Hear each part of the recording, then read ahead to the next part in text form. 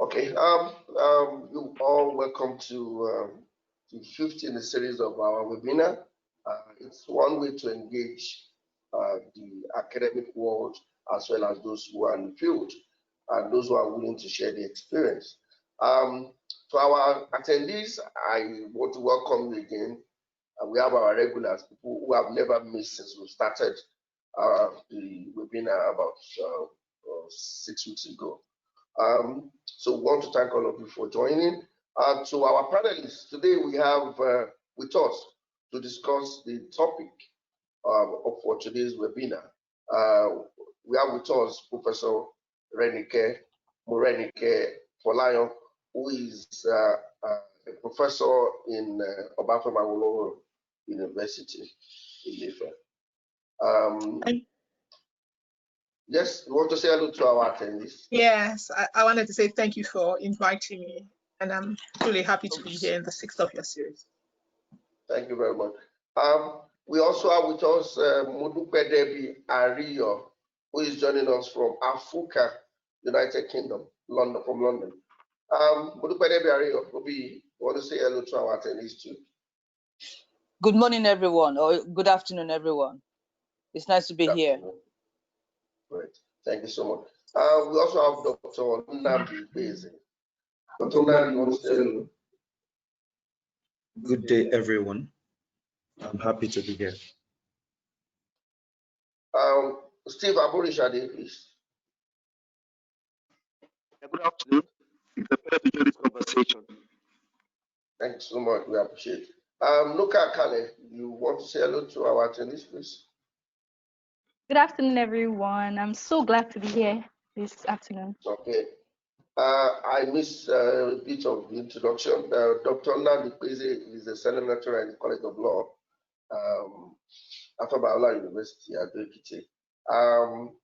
Steve Aborisade is the project director of Project Hope, and is the activist on the field. He works with there's an HIV/AIDS NGO that he works with in Abuja. He's the country representative. Nuka Kale is 500 level medical students of Ifedayo University. She also worked with NGO and also volunteered to build the entrepreneurial skill of young girls. And in the process of working, she has met and has to do with a lot of girls that have encountered these menace we're about to discuss.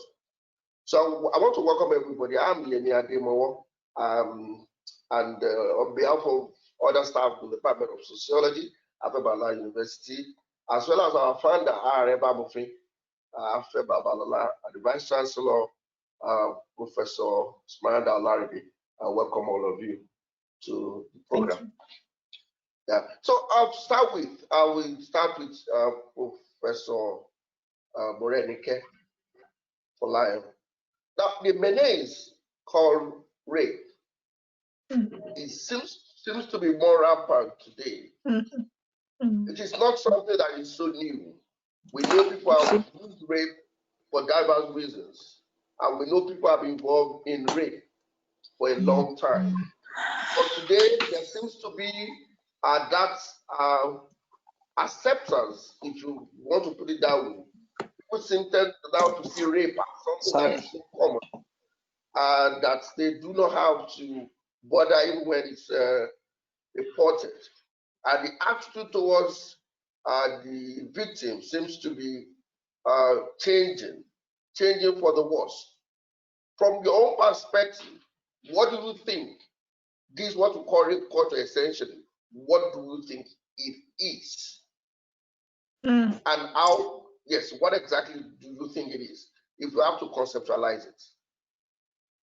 Thank you very much, Dr. Ademowo. I mean, but first of all, thank you for choosing to discuss this contemporary issue. And I like the fact that you raised what might be considered an increase. I'm not sure we have evidence to support that there is an increase. What I think what's seen is more open reporting, gradually breaking the silence around what there is.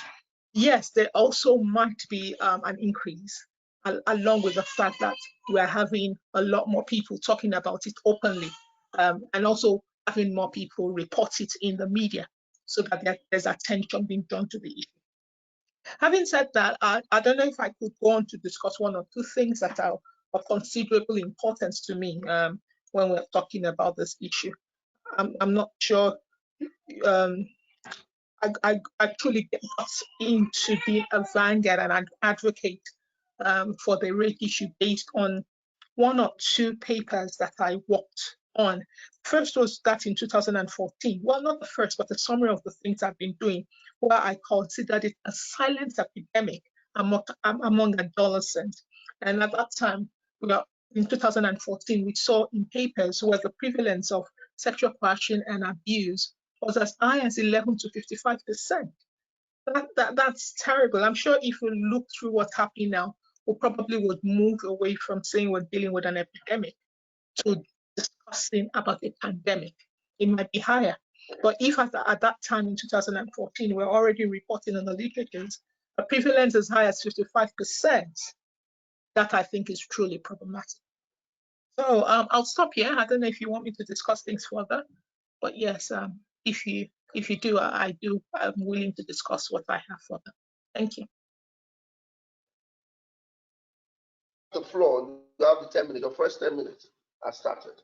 If you read the, then. The message I said, yes, good. Yeah, so I'm willing to discuss, like I said, a little further based on the statistics that I have from my publication.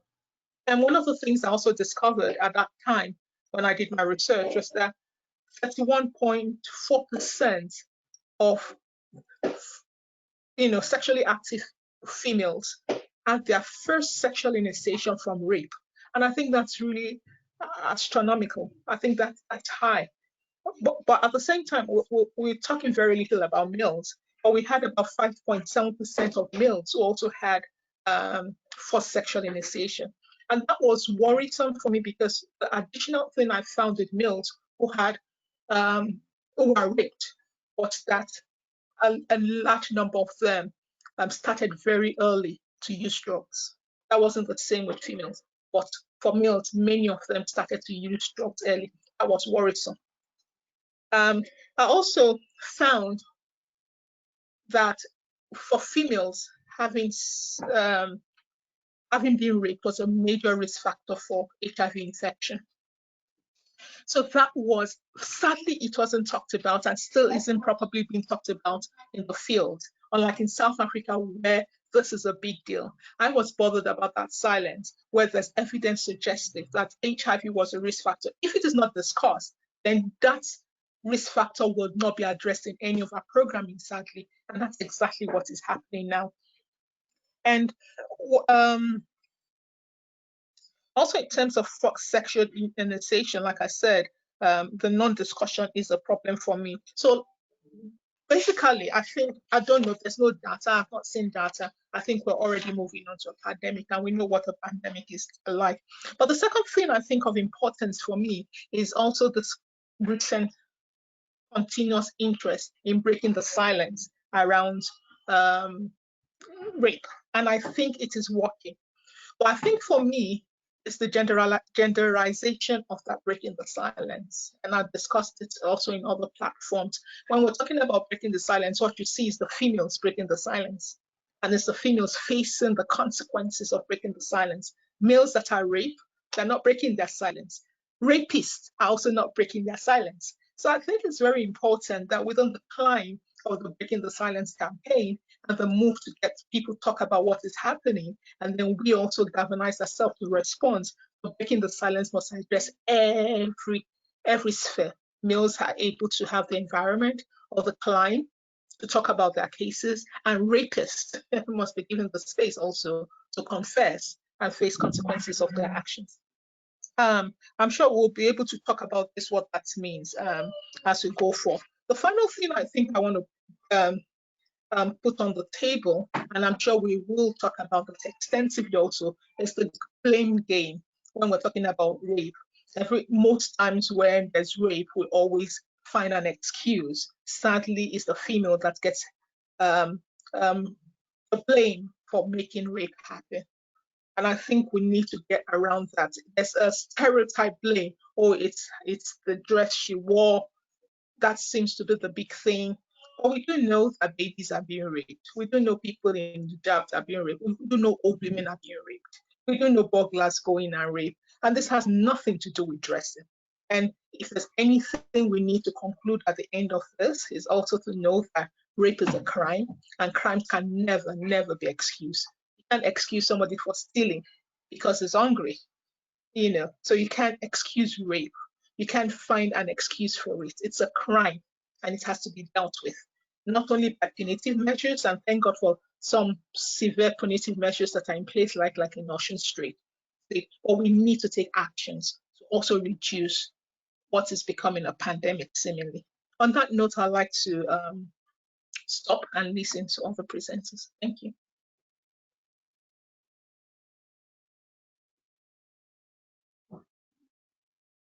Thank you so much, Professor Morenike, Folayan, for that data and sharing of experience from your past researches.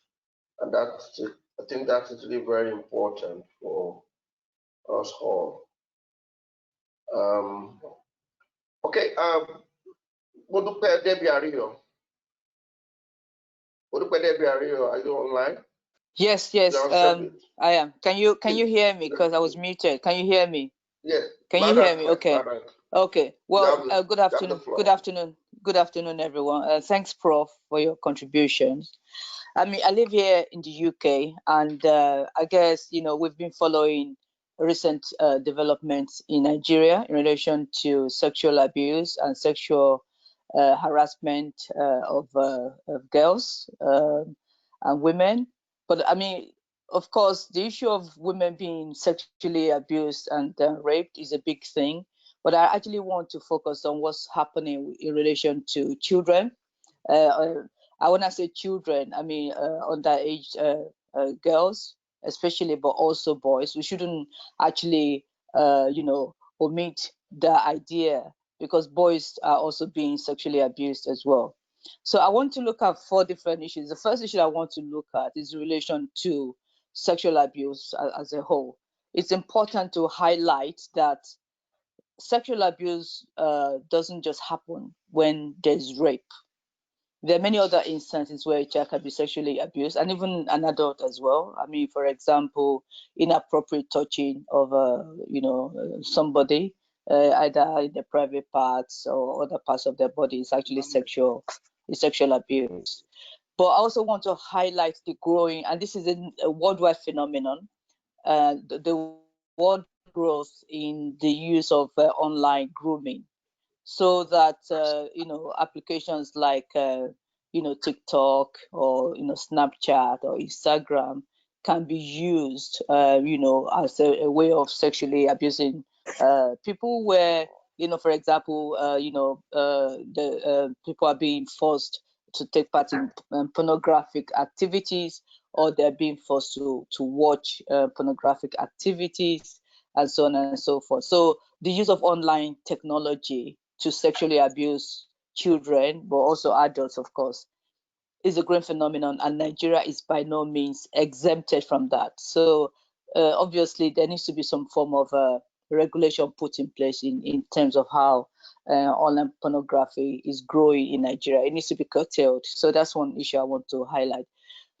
Now, most children are actually abused in their home environment, and I was very interested to read in the media that Ogun State, which is my state, has seen an exponential growth in the number of teenage girls who have gotten pregnant during this COVID-19 period, which means that the home seems to have become a form of a danger to children, where they're not safe. They're not safe at the hands of other people within the household. So there needs to be some issue placed in terms of addressing what's happening in different households where children are being sexually abused. I think it's a growing problem. In relation to that, of course, is so I mean, my campaign against human trafficking, and one of the things I've been reading a lot of in the Nigerian media is how girls who are used, men and women who are used as domestic workers are able to gain access to children in order to abuse them. So we're talking about, the housemaid sexually abusing a little boy, and over a period of many months or years. That's not a new phenomenon. That's been going on for a while, because I've been reading a lot of stories in relation to this for a while now. So, the home front as a danger zone for children in relation to sexual abuse is something that we need to start looking at. I'm also very interested to watch when I saw this film called October the 1st some years ago. It really got me thinking a lot about how we don't talk about it, but how the boarding school system can be an avenue where children can be sexually abused.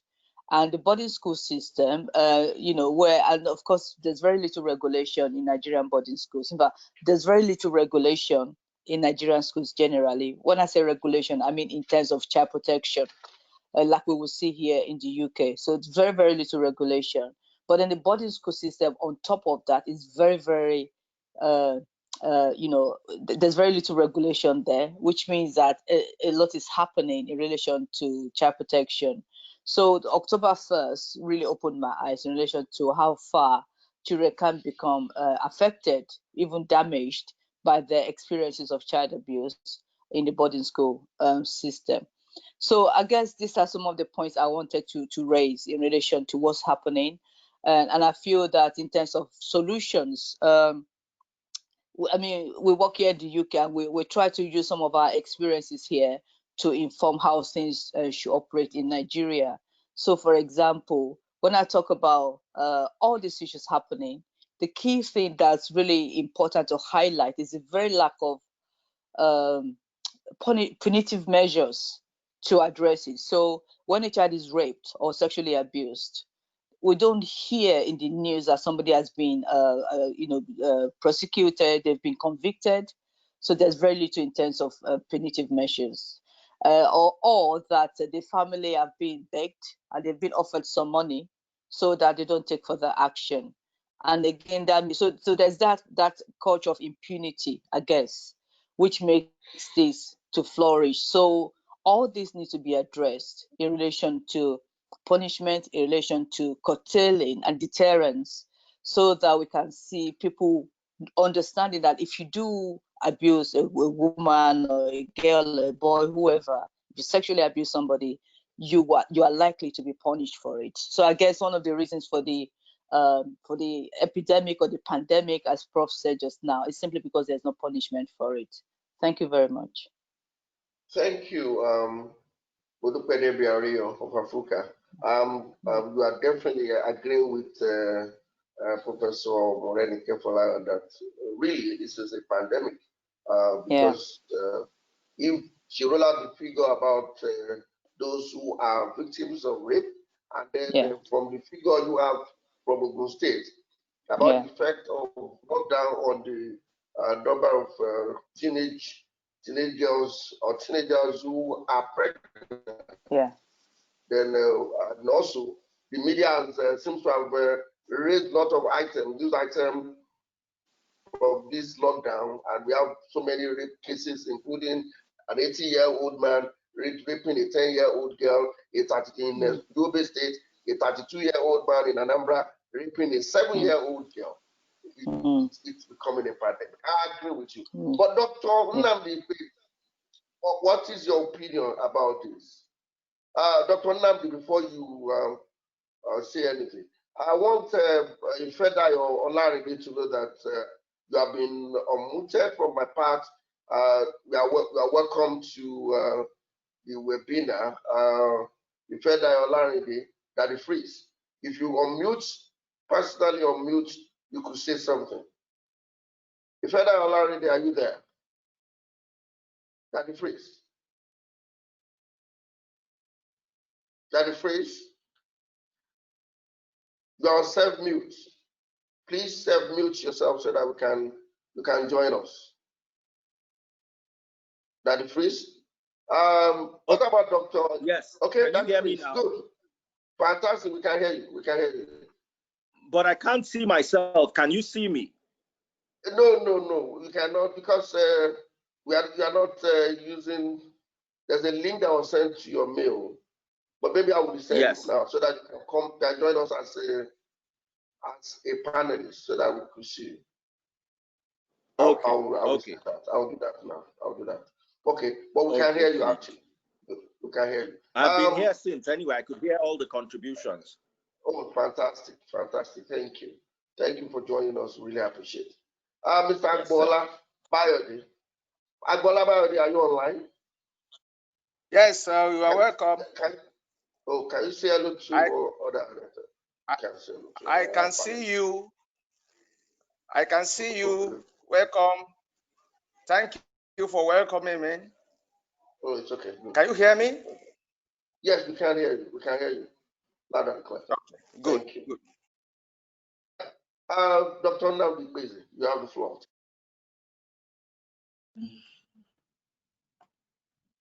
Thank you for this opportunity. It is my privilege to be here. We're speaking on a very sensitive topic today, and it's absolutely interesting area, given the rise in the levels of awareness of this societal problem. I'm very proud to partake in this discussion, which I hope together with the efforts of other people and organizations will help make the world a better place for women in Nigeria. Rape is widespread in Nigeria. From the data read out by Professor Folayan, I don't need to cite other aspects of the research I carried out, but essentially it violates the body of other human beings, especially the female gender, and it is such a special problem because of the negative effects, such as its effects on transmission of HIV, drugs, suicides, and the lifelong nature of its effects on its victims and survivors. So the role of the nation and its legislative and enforcement apparatus cannot be overestimated. The entire framework of law enforcement must come together to tackle this menace. So what is the best way going forward? I am looking at this from the perspective of the legal framework around it, arrests, prosecutions, burden of proof, the requirements, medical evidence, other extrinsic rules, Given that rape is a non-consensual sexual intercourse that is not limited to a particular gender anyway, but is very similar to sexual assault, we have to look at the laws that are right now present in Nigeria to deal with rape. So what I want to focus on essentially is the legal framework around it. And that consists of the criminal code, which is applicable in the South, the penal code, which is applicable in the North, the criminal laws of Lagos State, the FAP Act, Violence Against Persons Prohibition Act, and the Child Rights Act. So in the criminal code and the penal code, there's different requirements. The criminal code is more related to the laws in Lagos. The VAP Act is the most modern, and the Child's Rights Act gives what seems to be adequate protection to the children. But when you now go through incidents that have been recorded in the states, I took my time to find out some information about what has been happening. When it comes to law enforcement, the problem is not the absence of the laws, it's not the absence of legislation. The first problem I identified is the role of the first responders, the police. On January 27, this 2020, a Nigerian lawyer, Goodness Ibanga, had accompanied a 21-year-old woman to file a rape report at Enugu State Area Command. And a lot of pressure came from the police to withdraw the case, the complaint, and settle outside the criminal justice system. Ibanga resisted the entreaties of the police, and in return, on the 30th of January, the police raided the office of the Women's Aid Collective, where Ibanga worked, and attacked her in a most shockingly unprofessional criminal way, in violation of the very rights which the police is charged with protecting. So this is an example of police endorsing violence against women, rape, which, on the other hand, they should be combating. So the hostility that comes from the law enforcement aspect is something that poses a problem, you know, in addition to the problem of the pandemic of rape.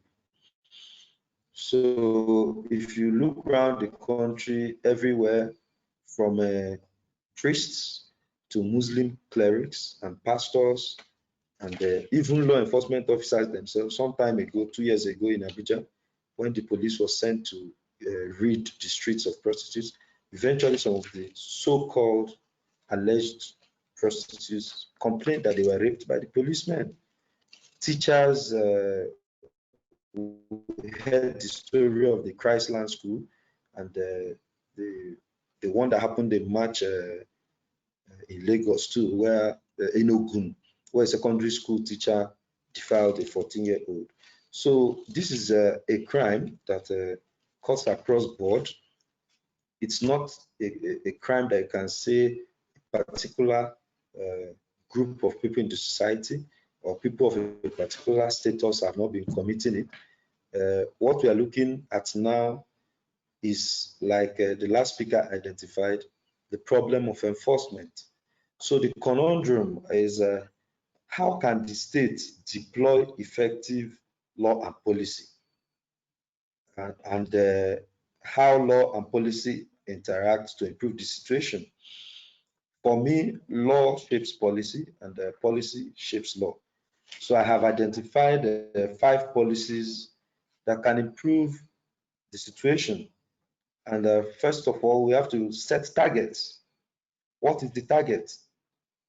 Increased efficacy of law enforcement mechanism against sexual offenses, especially rape, because legislation is not effective if the law enforcement mechanism is not efficient. For instance, in Nigeria, generally, like in the South, the law provides for life sentence for rape, but you find out that many people who are found guilty of the offense go away with light sentences, in quotes. You know why? Because of the discretion which the magistrates and the judges have not to always impose the maximum sentence. Again, we have to look at timing. How long does it take to gather the medical evidence that is required sometimes to prove the offense? How long does a trial last? How quickly is investigation conducted? There should be a timeline for investigation and prosecution. In the next 5 years, for instance, what progress do we need to make as a country in this regard? So let's translate long-term actions into short-term actions, and then we'll see that there will be improvement, at least on the law enforcement side. Now, when we talk about targets, we should support our targets with law and action. The example of Ekiti State that has created a sex offenders register should be emulated by all states and the FCT. Again, who are the decision makers and how relevant are the targets to the decision makers? The targets should be relevant to all decision makers. a situation where the police try to settle rape cases out of the due process of law without investigation and prosecution is not acceptable. The situation of the lawyer in Enugu that I had earlier mentioned comes to mind. Where does the authority of the police end? What is the obligation of the police to effectively investigate and prosecute rape cases? I am certain that a quick survey of all police formations will reveal that most of the first responders feel no obligation to pursue rape cases to a logical conclusion in most cases, and that cannot be right. It is a question of legal design. You know, we have to, maybe together with the ministries of justice in the states and the federal ministry of justice, design this first responders authority, you know, not extend to a certain aspect. So finally, again, we can see that this is a contemporary issue now because information is available now more than ever before. So finally, I would say that information and analysis is another aspect we have to look at. I'm not sure that enough work is going on in this respect. More work should be done to capture the data and analyze such data, and this should be converted into monitoring and also analysis of policy. Thank you very much. Sorry, I just want to add that, hello? The efficacy of policy must be analyzed. Good laws, good processes, good policy, good institutions should improve efficiency and effectiveness and provide some clarity about how this issue is being tackled in the short term, mid-term, and in the long term. Thank you again. Thank you, Barrister. Dr. Nnamdi Ikpeze, thank you so much. We appreciate you. You raised certain issues that I consider very germane to what we are discussing today, especially the goal of the webinar, which is to bridge the gap between the town and the gown. Before we go to that freeze, let me go to Steve Aborisade, who works on the field with some of the victims and some of those who have, I'm sure in the line of his duty, will have had contact with one or two people that were victims of rape. You are the NGO, people in the NGO, the civil society, and Dr. Nnamdi Ikpeze said apart from the research, yeah. So give us the civil society angle to this.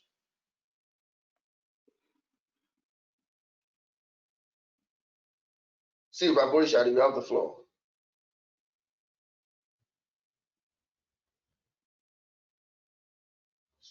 Steve, you have the floor.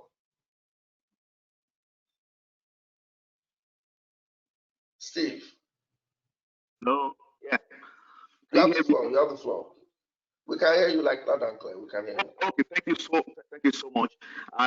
You broke up from my end in the latter part of your comment, but let me try and attempt as much as possible to what I understand and then give my contribution as well. I am going to be focusing more on the societal trends around rape culture and what I see as one of the biggest challenges we have is the concept of patriarchy and how patriarchy has entrenched the rape culture, how it has helped to kind of normalize rape, and how it's pushing further to prevent justice, and how it's kind of interprets the value to what rights a woman has to her body. It is a real big issue from the field, from our experience. and I'll start from my experience working on HIV. From interaction which I often do with the patient community, I realized that a lot of Nigerian women, for instance, actually became HIV positive, you know, on their matrimonial bed. Majority of these women were forced because quite a number of them, have an idea of what their husbands do outside, but they cannot say no to these men. In Nigeria, marital rape is something that is kind of alien. So in a way, this is starting from the home, and this is where everything, must start if we are going to be tackling this. Women have very little to say about their body. For instance, a woman can't even determine how many children she will have, except the husband have say. A woman cannot even access contraception. She cannot say, okay, I want to prevent myself from getting pregnant, except the husbands have a say. These are the issues, and this is where all of them, start from. So I'm going to come, basically from the societal perspective. Media, for instance, and I'm speaking to the media from two sides. One is the media material that is being, provided for us to consume. How are these materials, entrenched the culture of rape? This is a real big issue. In the course of preparing for this conversation, I had to look at some media coverage of rape, and it's sad that my conclusion is the fact that coverages of rape issues basically most times goes to shame the victim. We blame the victim, we shame them, and these are the victims who needed our help as journalists. That is one perspective. The other is the popular culture. And by popular culture, what I mean is music, our entertainment, and the new format of entertainment, skits, videos, YouTube dramas. They entrench this culture. They subjugate women. We're not empowering them. This, when you look at a broader perspective, people begin to assimilate what they are seeing. In a way, we are normalizing the fact that it's cool to rape, whereas it's not cool to rape. And this is really, really, really big. And we're in a situation now that majority of young people have access to telephone, mobile telephony. They have access to, like one of the panelists have raised, to material content on the internet that goes to support violence, sexual violence against women, uncontrolled. These are the facts. The access to drugs as well. I want to give you one specific example. I went to check data at one of our clinics, and because there's this service that we provide. When a woman is raped and you report within 72 hours, we give you PrEP, we call it post-exposure prophylaxis, to prevent you from getting HIV. So I asked for the data, and I had the data, and I went through the data. But I went to the data for 2019, 2018, and 2017. Of all the women that reported to the clinic for PrEP, only one reported the issue of rape. Only one claimed to have been raped. Other gave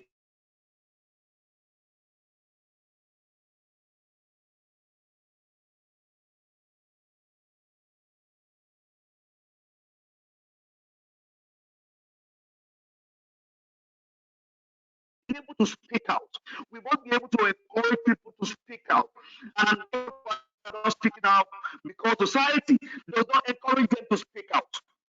Don't shame our family. shameful. You know, a woman, sometimes you are a woman is raped in a certain community, she may have to leave to get a husband. The stigma, the society attached to rape, the victimization is so big, whereas the perpetrators are left untouched. And these are issues that we must be able to tackle. The culture of silence, the media, instead of shaming and blaming victims, should tackle the issue of silence, to tackle the issue of the fact that perpetrators are going, unpunished. And it comes from what we are accepted as normal. We accept in school. There was a time in Lagos State, young girls left school, they were going home. Their boys, their counterparts, they wheeling them on the road, almost stripping them naked. Nothing happened. Nothing happened. So these are things that society, and by society I mean all of us. By society I mean all of us. Socialization from the home. We must raise responsible men. We must raise responsible boys that must respect women. We must be able to punish men who disrespect women and violate their rights across board. And what is happening? Look at corporate Nigeria. Look at the banks. Women, in a way, are put in harm's way. You deliberately put a woman for her right to be violated just because of commerce. And we accept this. Look at what is happening in our universities. Sex for grades. These are forms of violence that that feeds the culture of rape. We are accepting it. It's cool. When your daughter is raped and she comes up to report, instead of sitting her down, understanding her challenges and speak to her trauma, we begin to blame. What did you go to do in his house? Why did you dress this way? These are things that society as a whole, we must set at doing it differently. Otherwise, we will just be shouting, we will just be talking. The blame is on our doorstep as individuals, as families, as groups. We have rape happening in churches. We have men of God who are meant to be above board, be accused of raping young women. And everything is normal. And we accept the body of Christ. I'm sorry, but these are the issues. The society, we are the problem. The women are not the problem. The young ones are not the problem. We encourage them. We must encourage them. You must respect the women. And starting from the fact that you cannot beat a woman. You have to be careful when you talk to a woman. You must not violate the rights that women have. I think I'll stop here and contribute more as we go on. Okay, thank you, Steve. Thank you, Steve. We really appreciate that contribution.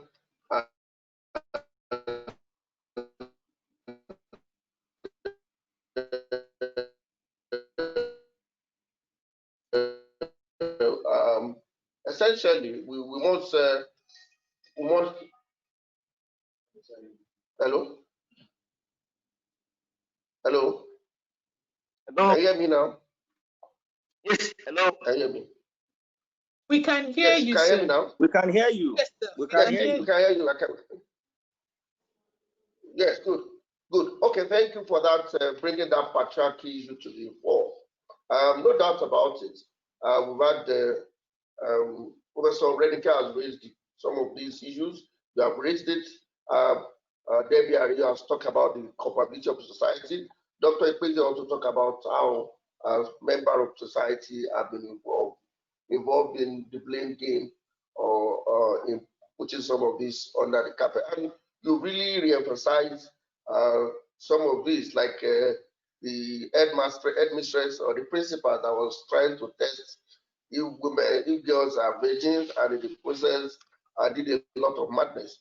And we've had cases of family members trying to talk to the other members to forget what has happened, forget and let us live.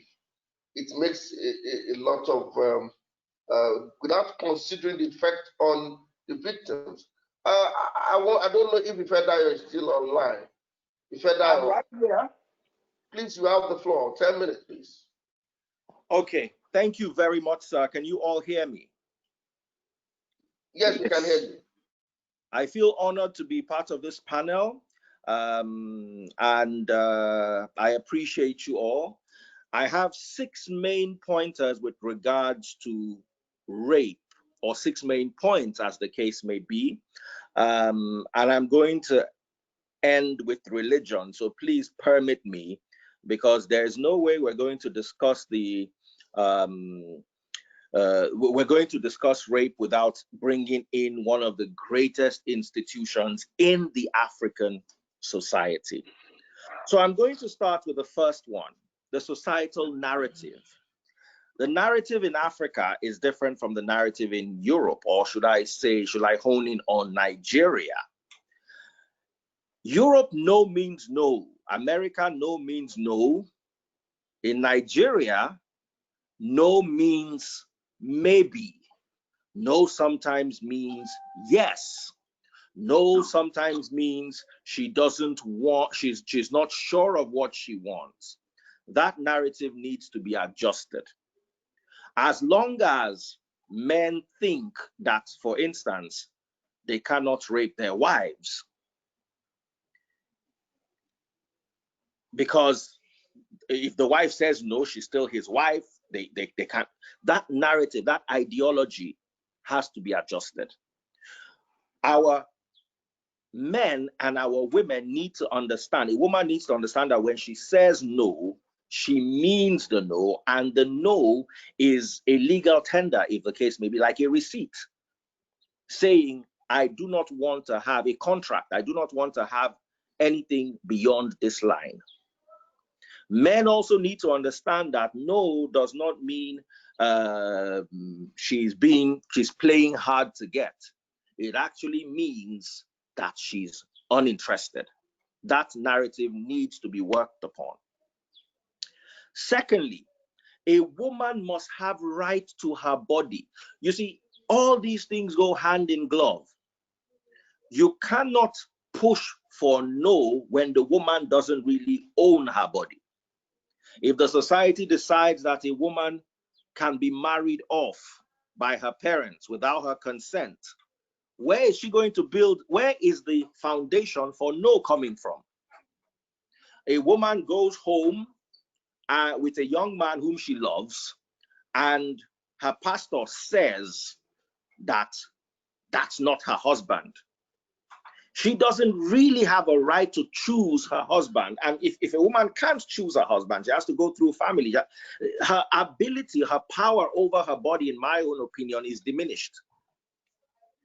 Women have to, for instance, I read about a woman that was forced by her parents and religion to have a child against her wish because she could not abort according to culture, religion, and whatever else they brought forward.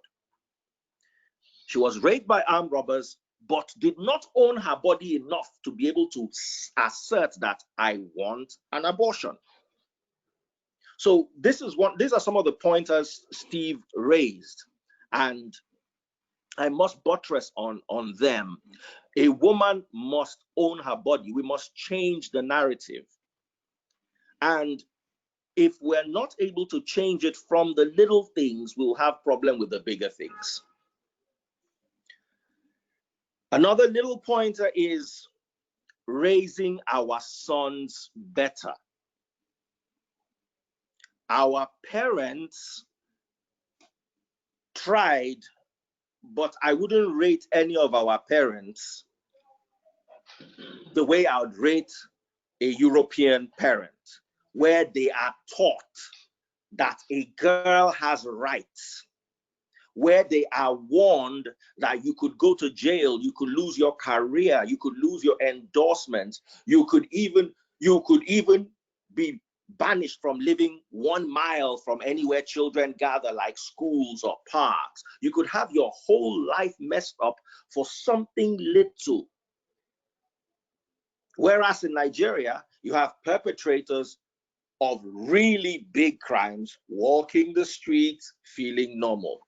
So our parents, and we as parents of the next generation, have a lot of work to do regarding training our boys. And Most of my friends who grew up in the UK have a totally different perspective from most of the young men who grew up in Nigeria.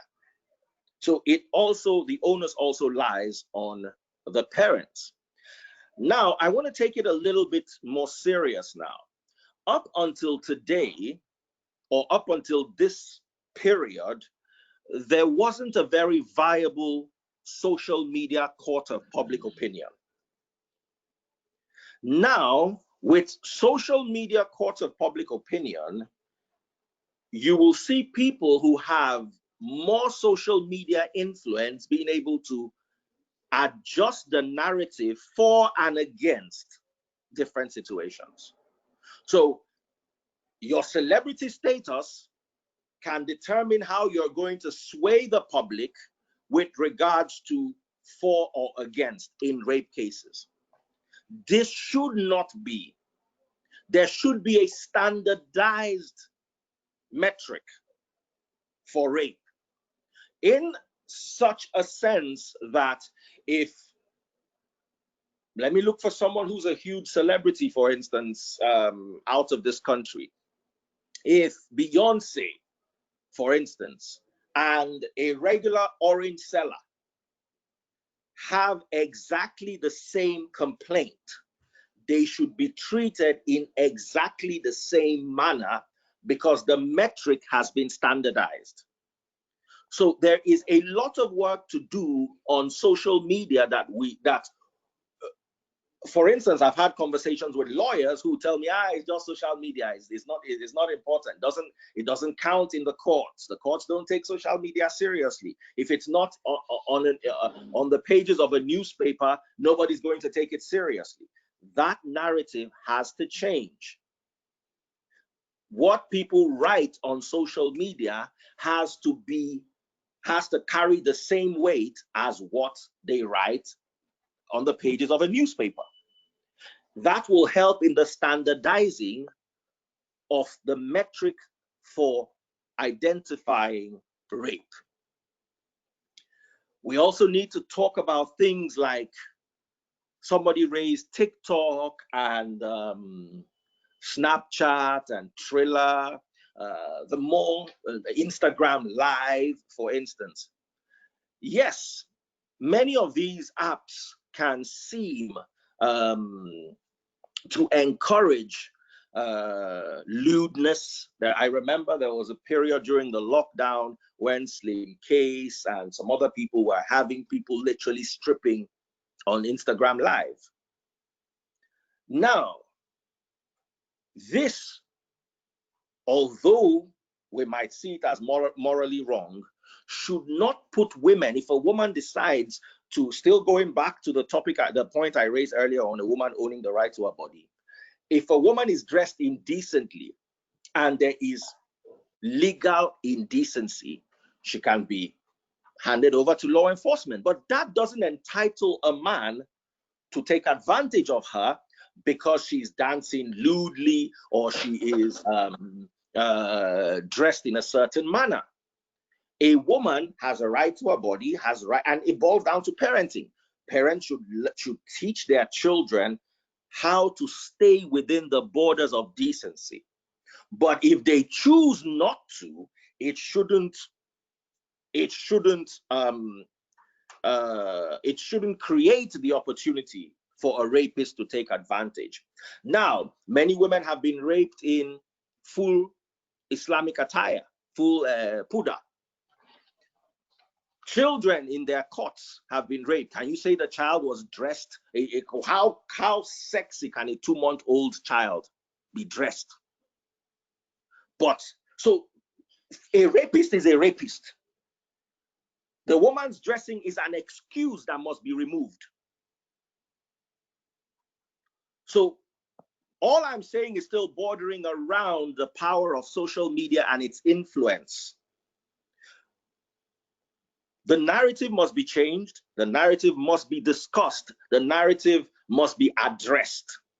How a woman is dressed has nothing to do with whether she gives consent or not until she actually gives consent. And because I do not have too much time, and I really want to talk about this last point, I think I should go there. Religion. We cannot run away from the influence of religion on the mindset of Africans. It is impossible.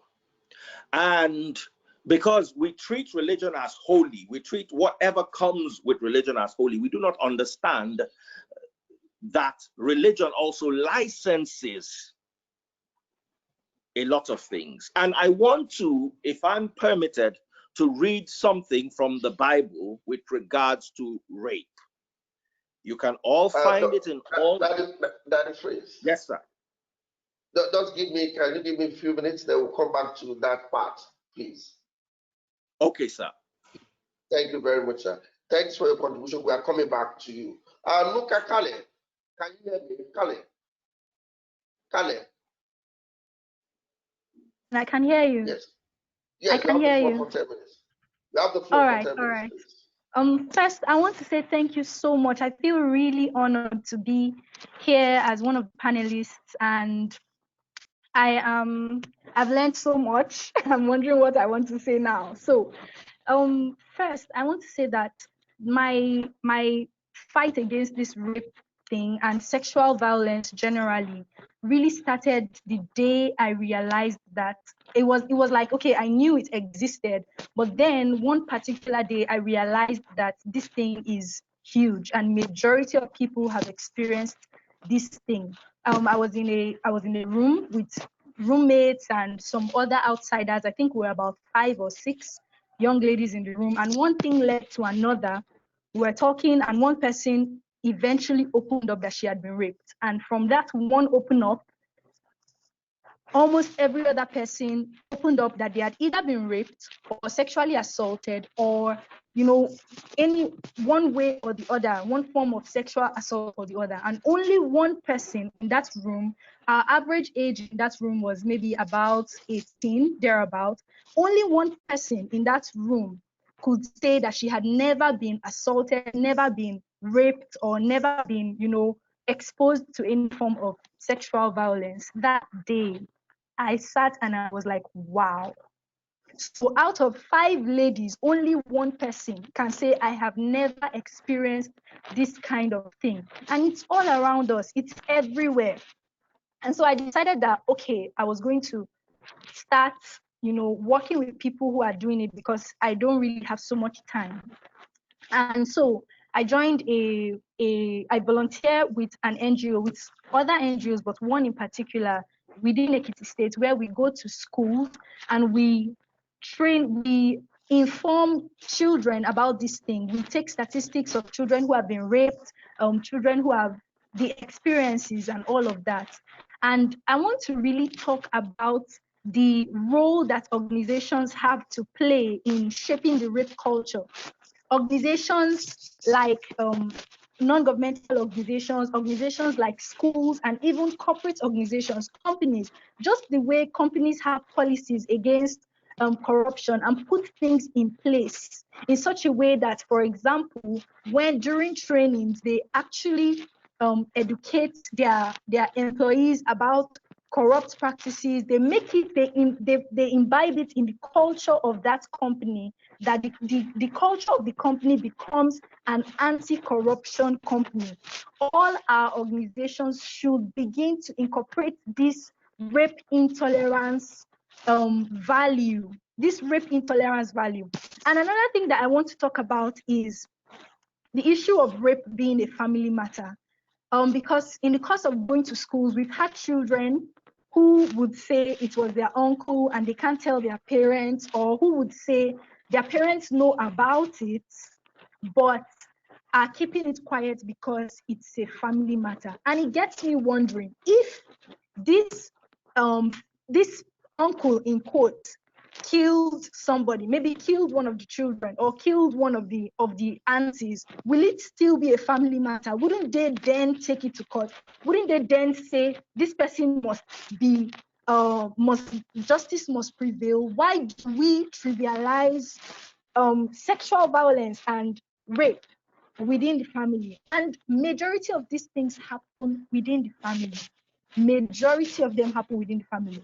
Most of the children, for example, using that small scenario of 6 people, only one person had, out of the 5 who were already affected, only one of them had it above the age of maybe 16. Every other person was 5, 6, 9, 10 children, not people who are wearing short skirts, not people who are under an influence. Meanwhile, dressing, that he has already said it, dressing it's not an excuse. You know, the person being under an influence of maybe alcohol or any of that is not an excuse. All of those things are not excuses. There's no excuse. Rape is a crime and it's established. So it now gets me thinking that, what did those children do? Something is terribly wrong. So organizations should take it as a serious matter. Everybody, in fact, the high tension should continue. It should continue, because someone was saying, I was having a conversation with someone on WhatsApp. I posted it on my status, and the person came into my DM telling me that, why is it that we are talking about, he's tired of hearing it. I said, you cannot be tired of hearing it, because this is just the beginning. This is just the beginning. More people have to continue saying it. Teachers should rise. Political people in politics should, let it be obvious that the society is standing against this menace, because it is a huge deal. It's a huge deal. Talk about the post effects of this trauma. I've seen children who, they are so shy that they can't talk in public. They are just on their own and secluded. It's part of the post-traumatic experience. We've seen people who are afraid of having sex. Just one experience of rape can ruin somebody's marital experience. It's a deep issue. It may be like, okay, it's just rape, now you're the only one. And that even takes me to another thing. Even, okay, Dr. Nnamdi talked about patriarchy, and Mr. Steve, talked about patriarchy. But then I still see some women supporting it. I still see some women saying things like, are you the only one that has been raped? How can you say, are you the only one that has been raped? I still see some women, we need women that would stand against this thing. Even if it was their husband that perpetrated it, it is a crime. Even if it were their son, I know that it's not something that is easy to do, but we need to get to that point where a woman can look her son in the eye and say, this is a crime. And we will not hide it, because in Nigeria, in fact, I don't want to say in Africa, because I haven't been everywhere in Africa, but in Nigeria we have a culture of hiding things. We do not like to tell ourselves the truth. We do not like to tell ourselves the truth, and we need to start telling ourselves the truth. The government needs to rise, and I'm really proud of the Ekiti State government. Nobody is joking with you in Ekiti State. Nobody is joking with you. If you try it, nobody's joking with you. So it's a very, very, very huge deal. Another thing that I think should be talked about is a lot of times when people come out that, oh, I've been raped before, and probably have the courage to point out their offenders. People come out with the comeback that, why is it that you're just coming out now? When this thing has happened like 10 years ago, when this thing has happened like 5 years ago, why are you just coming out now? You want to destroy the reputation of the person. You want to do this one or do that one. If that person was actually raped, if that person was actually sexually assaulted, you do not have the right to tell the person when or when not to come out, because it is an emotional damage. It's, like I said, it's deep. And I'm talking from experience. It's an emotional damage that sometimes people may not, completely be able to process that this thing has actually happened to me, and it was not my fault, or it's clearly the fault of the rapist, or something can actually be done about this. So that's what I want to say, and I don't know, maybe in the course of the conversation, I may have more to talk about. Thank you. Thank you, Kale. Thank you so much. We appreciate it. We have a criminologist in the house, sociologist of crime. Bayode Agboola. Mr. Agboola, are you online? Yes, I'm online. Please, you have the floor for 10 minutes, please, sir. Okay. Thank you very much. Thank you very much for having me. I want to appreciate all the panelists. I want to thank you for those points that you have raised. They are all germane. But before I say, or before I contribute, I want to let every one of us once again look at the definition of rape itself. Now, rape is unlawful sexual intercourse or any other sexual penetration of the vagina, anus, or mouth of another person with or without force by a sex organ, other body parts, without the consent of the victim. Going by this definition, I want to say that rape, it's not only sex, it's not only sex organ, it is not only when sex organ penetrates that we could call rape. It could be finger, it could be mouth, it could be pin, it could be any other thing. But in sociological parlance, what we believe as sociologists, one of it is that when you have a topic of discourse of this, we look at the cause and effect. The cause and effect of the topic itself. I appreciate all what others have said. In fact, they are very, very germane in society. But before we can look at the issue of rape, because it has gone beyond where we have left it. In fact, every individual's understanding of rape in 1970s is different from the type of rape that is happening now. Society is advanced. Everything within society also advanced.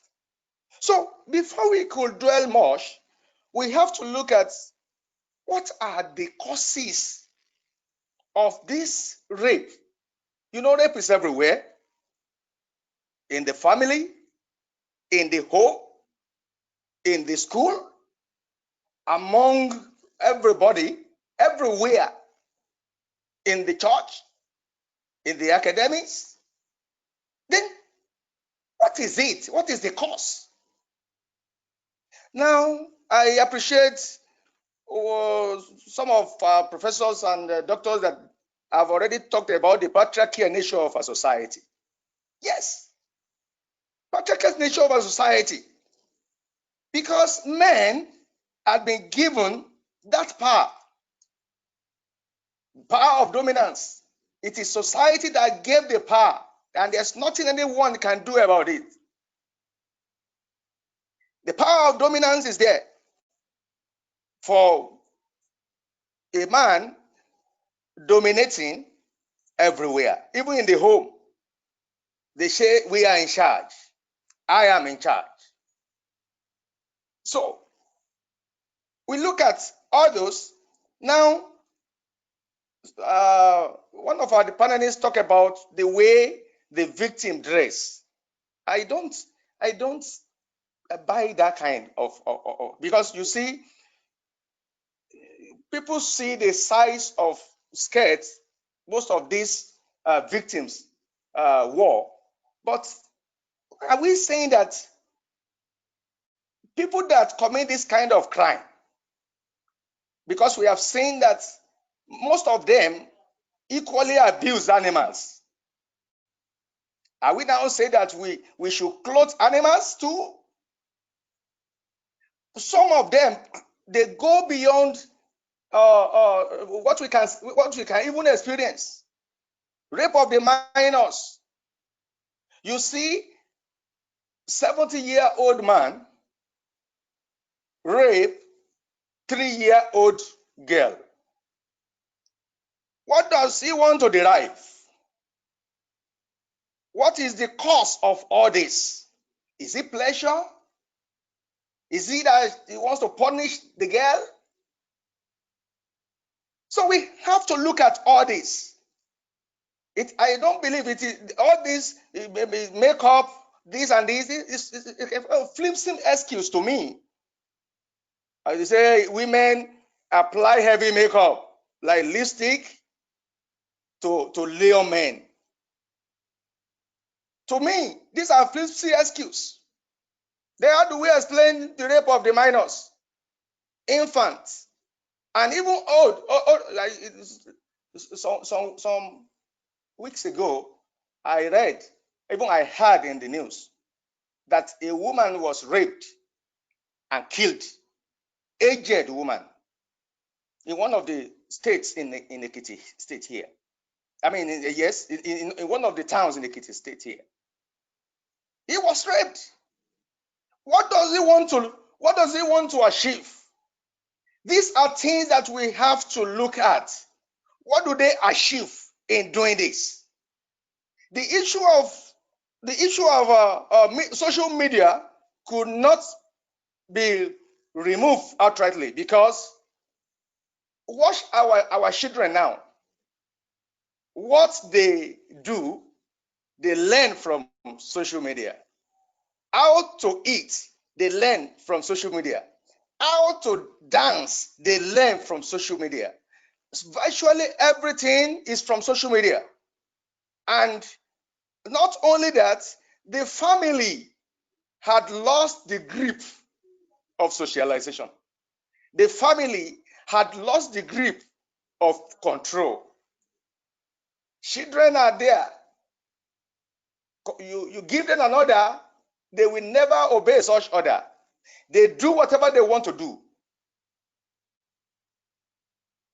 Scold them, beat them, that doesn't change anything. So the issue is that, what is it? What do people that do all this, what do they gain? What do they derive from this? So we have to look deeply. We have to look deeply and know what they want to derive. I think people, even there's a case of forced sex between the husband and wife. Although they don't accept it as rape, husband, because of this patriarchy, so we're talking about the man in the house say that, oh, I want you tonight. The woman might not be okay for such, but then because it's the man, because it's the breadwinner, and unwillingly, let's underline that, unwillingly, the woman will submit herself. Though it may not be agreed in the family that it is rape, but technically, it's what we are talking about. I have told us in the definition that. Hello? Yes, you have 1 minute, sir. It's all right. Thank you, sir. I think go ahead. I think, in summary, the home, we have to work. If we are to look at the solution from this, we have to penetrate through home, because if we have a home that children are the one dictating to the father or to their parents, I think it's not acceptable. It's ill culture. It's not part of the culture that we were told. It's not even those of us that were that were alive around 1960s, 70s, even including 80s. This is not how we were brought up. And that is why you see them You see, you see them, they dress the way they like, they do all sorts of things the way they wish to do. And at the end of the day, they get raped. And so finally, I want to say that most of these rape cases are not reported. They are underreported because nobody is reporting except the one that is obvious that people know. Nobody is reporting the rape case between a father and her daughter. In fact, the father will not report, neither the child or the daughter. But by the time it is exposed, then it becomes an issue. Conclusively, I want to say that let us. Hello, sir. Go ahead. Yes, please. Okay. Go ahead. Conclusively, I want to say that government should have stringent laws that will, teach these people a big lesson. Not that you arrest them today, after tomorrow, somebody bail them with 2,000 and you let them go. Let there be law that will deal with rapists, and our society will be sanitized.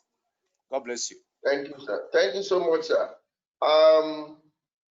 We will take the last contributor.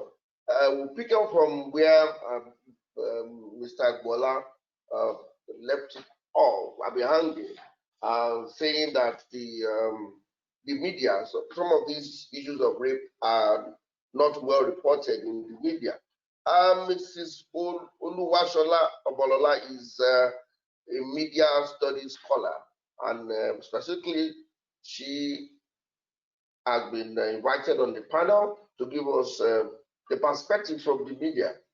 Ms. Oluwasola, the social media, yes, the traditional media have been accused of not reporting cases of rape, and therefore, through that apathy or lack of proper reportage, have encouraged people to do what they are doing, thereby questioning the rape culture that we are talking about, that we are not happy about. Have we ever, for instance, read about, I've not read about marital rape in the media with Ms. Oluwasola. If you have read something like that, point that to me. That's the okay, thank you very much, Professor. I hope you can hear me clearly. Yes. Hello, Professor Ademawo. Can you hear me clearly? Yes, we can hear you. Okay, good afternoon, everybody. And it's been an engaging time on the webinar today. I have listened to all panelists talk, and it's been robust. Well, from the perspective of the media is doing quite a lot. They are doing quite a lot to report issues. But then I would not say that. I would also say that most of the cases of rape in the media, they do not represent what actually happens in the larger society. Although the media is socially responsible and ethically bound to report and to survey the environment, to bring out the bad, the good, and the ugly. But then, with respect to rape, it's quite alarming that the number of cases of rape that are reported in the media is not as much as what actually happens in our society. But then thank God that we have social media now, and then this issue of open reporting, has threatened, or maybe has taken over the function of the media, of the conventional media, because now almost everybody, have a smartphone, and then they have social media platforms, and then they can say, they can actually come out. Gone are the days when you say the media are not reporting. No, now the media are reporting, though in a way underreported, but then coupled with the open reporting that we now have that is available on social media, then I would say that we are doing, quite a lot. However, it's not so, to where we ought to be at the moment. Now, as a lecturer of media studies, as a lecturer of news writing and reporting, crime journalists, to report crime, there are 4 angles to which they ought to report crime cases, rape inclusive. Hello? Hello? Hello? We can hear you, ma'am. Okay. We can hear you. Okay. Now, as a media studies lecturer and a news writing and reporting instructor, there are 4 angles to which crime journalists are expected to take up a crime story. The first one is the detection phase. Detection in the sense that when a crime does occur, when a crime occurs, the reporter is meant to write about it as it has been.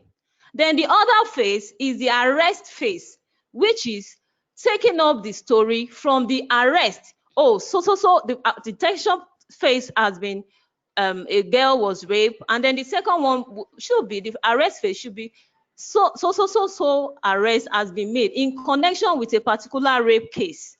Now the third phase is the trial phase of the crime.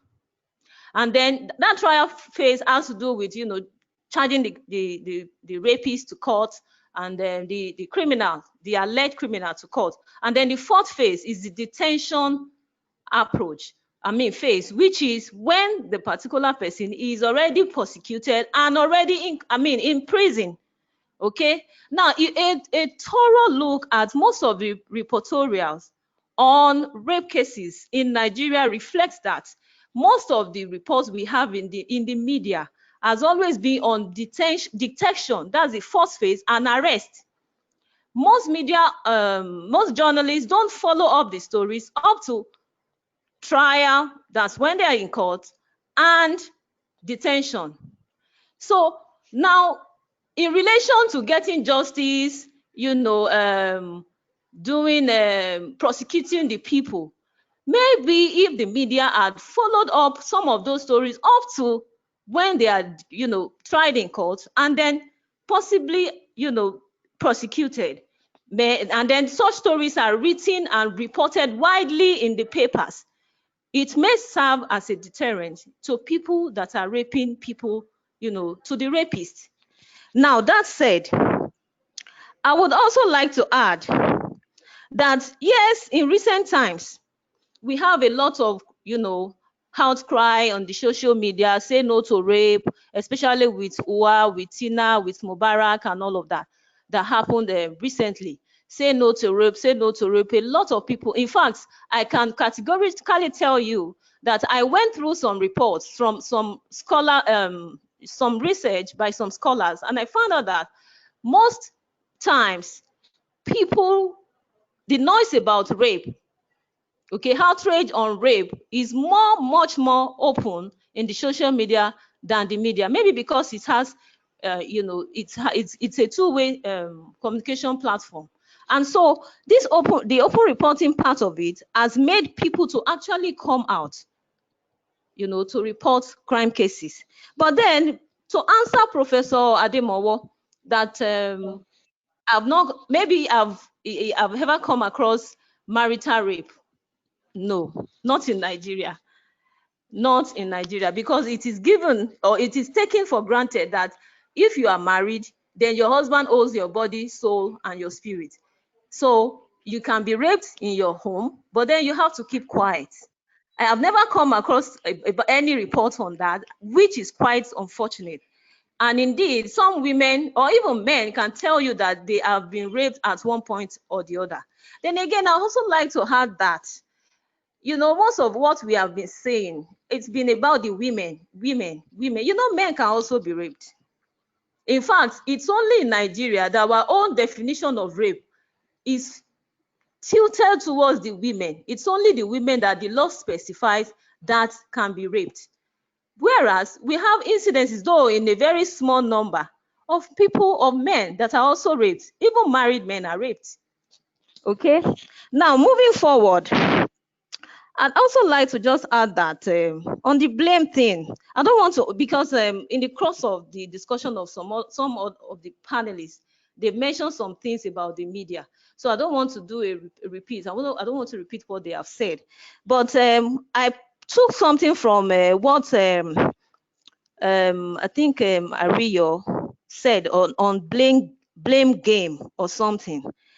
The blame game is more pronounced in the social media, not in the conventional media. Most of the reports of the conventional media, they just report issues as they are. So in a way, I will say that, like, is it that the freeze that said that the social media, no, it was Mr. Steve, that the social media needs to be empowered. Now, the truth of the matter is the social media is taking over the traditional roles of the mass media. In fact, they are, opening up discourse for national policy direction. And so there should be some framework to open up and to legalize what people can say on social media so that we can see more of policy redirection through the activities of people on the social media. To recommend what we can actually do, I don't know if I say have time. Do I say have time, Professor? Professor Ademo, what do I?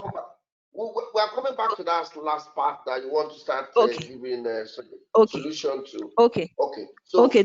Is my time up, or I should? You have only 1 minute more. Okay, 1 minute more. Well, let me just stop for now. Let me stop for now. We continue the other discussion. Yes, ma'am. Thank you so much. First of all, I want to thank our attendees. You have been doing a lot of listening. If you have questions, you can put your question in the comment section, and we will read in this comment section. We already have some people that have questions, so I want to encourage our panelists to take note of some of these questions. Was that making if you take note of some of these questions, if you take note of some of these questions, we really appreciate it. And then we can also take note of some of the things you want to react to based on the contribution of other panelists. So I will start with the questions,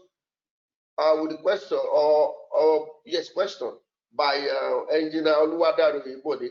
I want to commend Engineer Oluwasola Oluwasola as one of our ardent supporters from the first webinar to this current one. Thank you so much for your support, sir.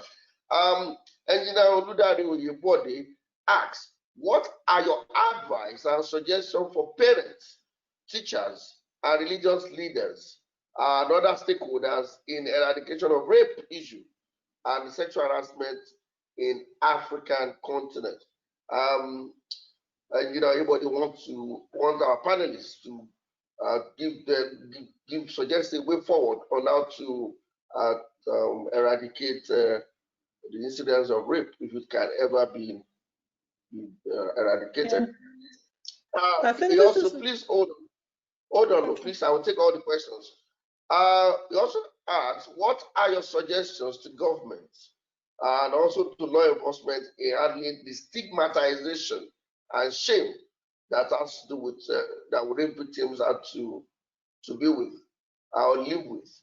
That is still Engineer everybody. We'll go to Yomi Tijani.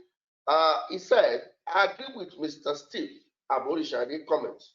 His voice needs to be heard. He's stating the point on Nigeria.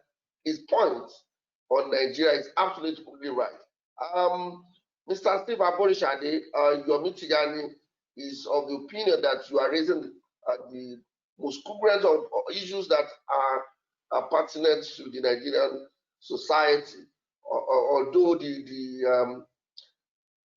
the audio of your presentation is really a big problem.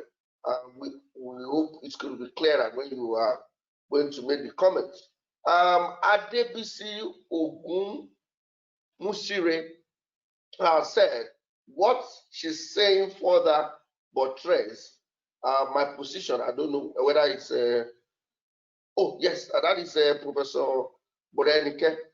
Adebisi Ogun Musire is saying that what Professor Morenike said, and I'm sure probably Kale, that 10 women have either been raped. Okay, that must be Kale. Adebisi Ogunmusire is saying that our own position is that in 10 women, a lot more than 9 or 8 of them would have been sexually assaulted. So to her, it's important for people to know and understand the definition of what rape is and what sexual assault is. So it will also know that the barristers will also talk about the process to change the narrative. Somebody make a suggestion here. Sorry.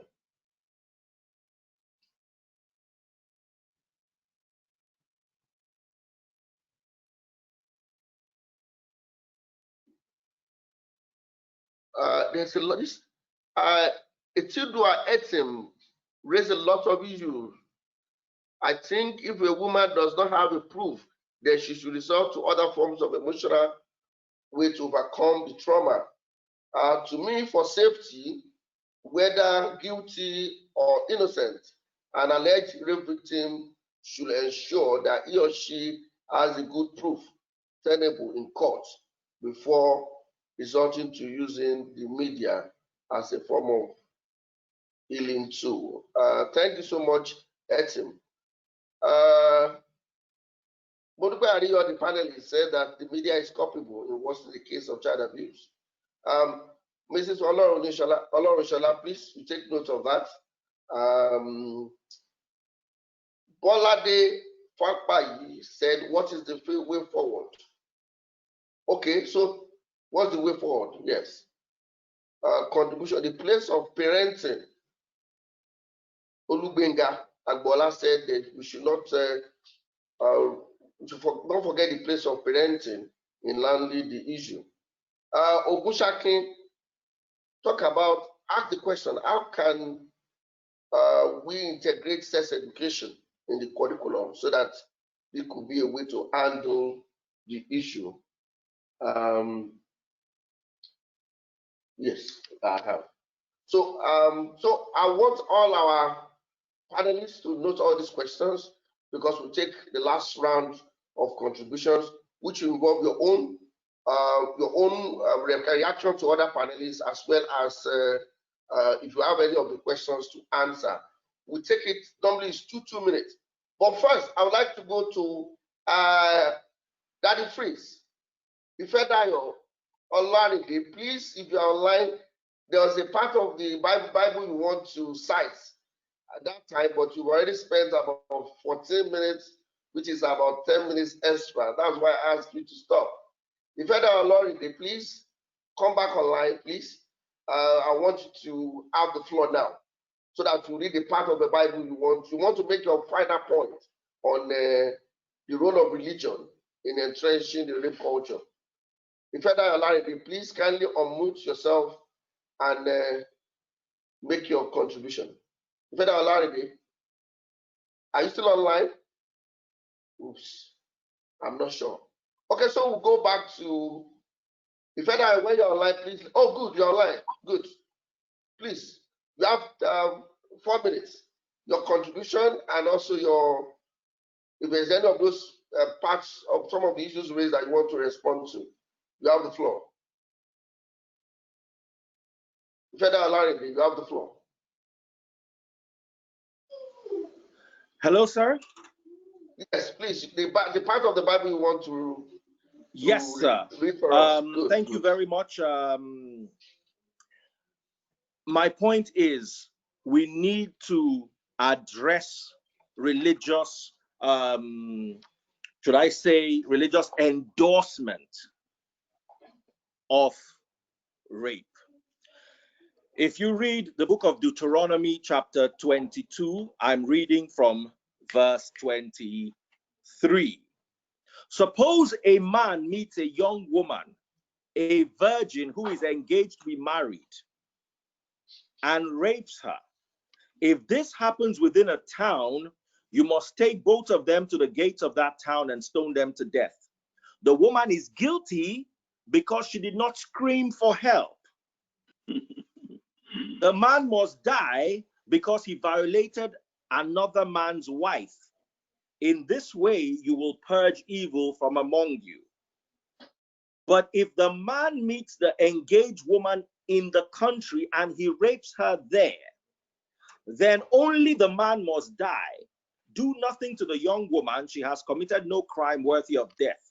She is as innocent as a murder victim. Since the man raped her out in the country, it must be assumed that she screamed, but there was no one to rescue her. Suppose a man rapes a young woman who is a virgin but is not engaged to be married. If they are discovered, he must pay her father 50 pieces of silver. Then he must marry the young woman because he has violated her, and he may never divorce her as long as he lives. This is available biblical text to anyone who can lay their hands on the Bible. Here are the pointers I want to draw out of this very quickly. 1, it is only rape if it is only considered a capital offense if it involves a married woman. Why? Because according to those days, men owned women. Because if a man meets a virgin who is engaged to be married and rapes her, it's the death penalty. But if he just meets a virgin and rapes her, he must pay her father 50 shekels and now marry the victim and can never divorce her as long as he lives because he has violated her. This also encourages settlement out of court. If you are a true Christian, or if you are what the scriptures describe, or what today's society describes as a true Christian, and you take your rape victim to your pastor, and your pastor reads this scripture to you, you are bound by your faith to submit to this. This narrative must be changed. Not should be. There are many parts of the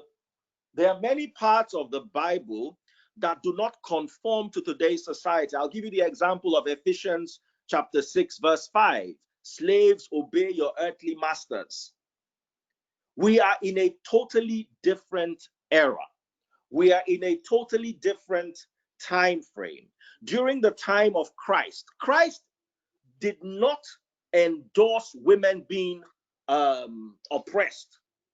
Religion does, but Christ doesn't.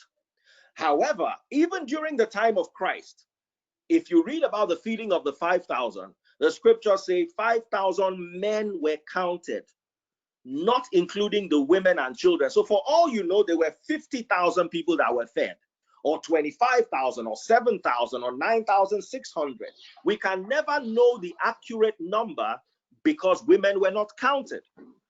So as long as religion tells us that women were not counted, as long as religion tells us that a man must own you, if he owns you, the penalty for rape is different from a woman who is not owned.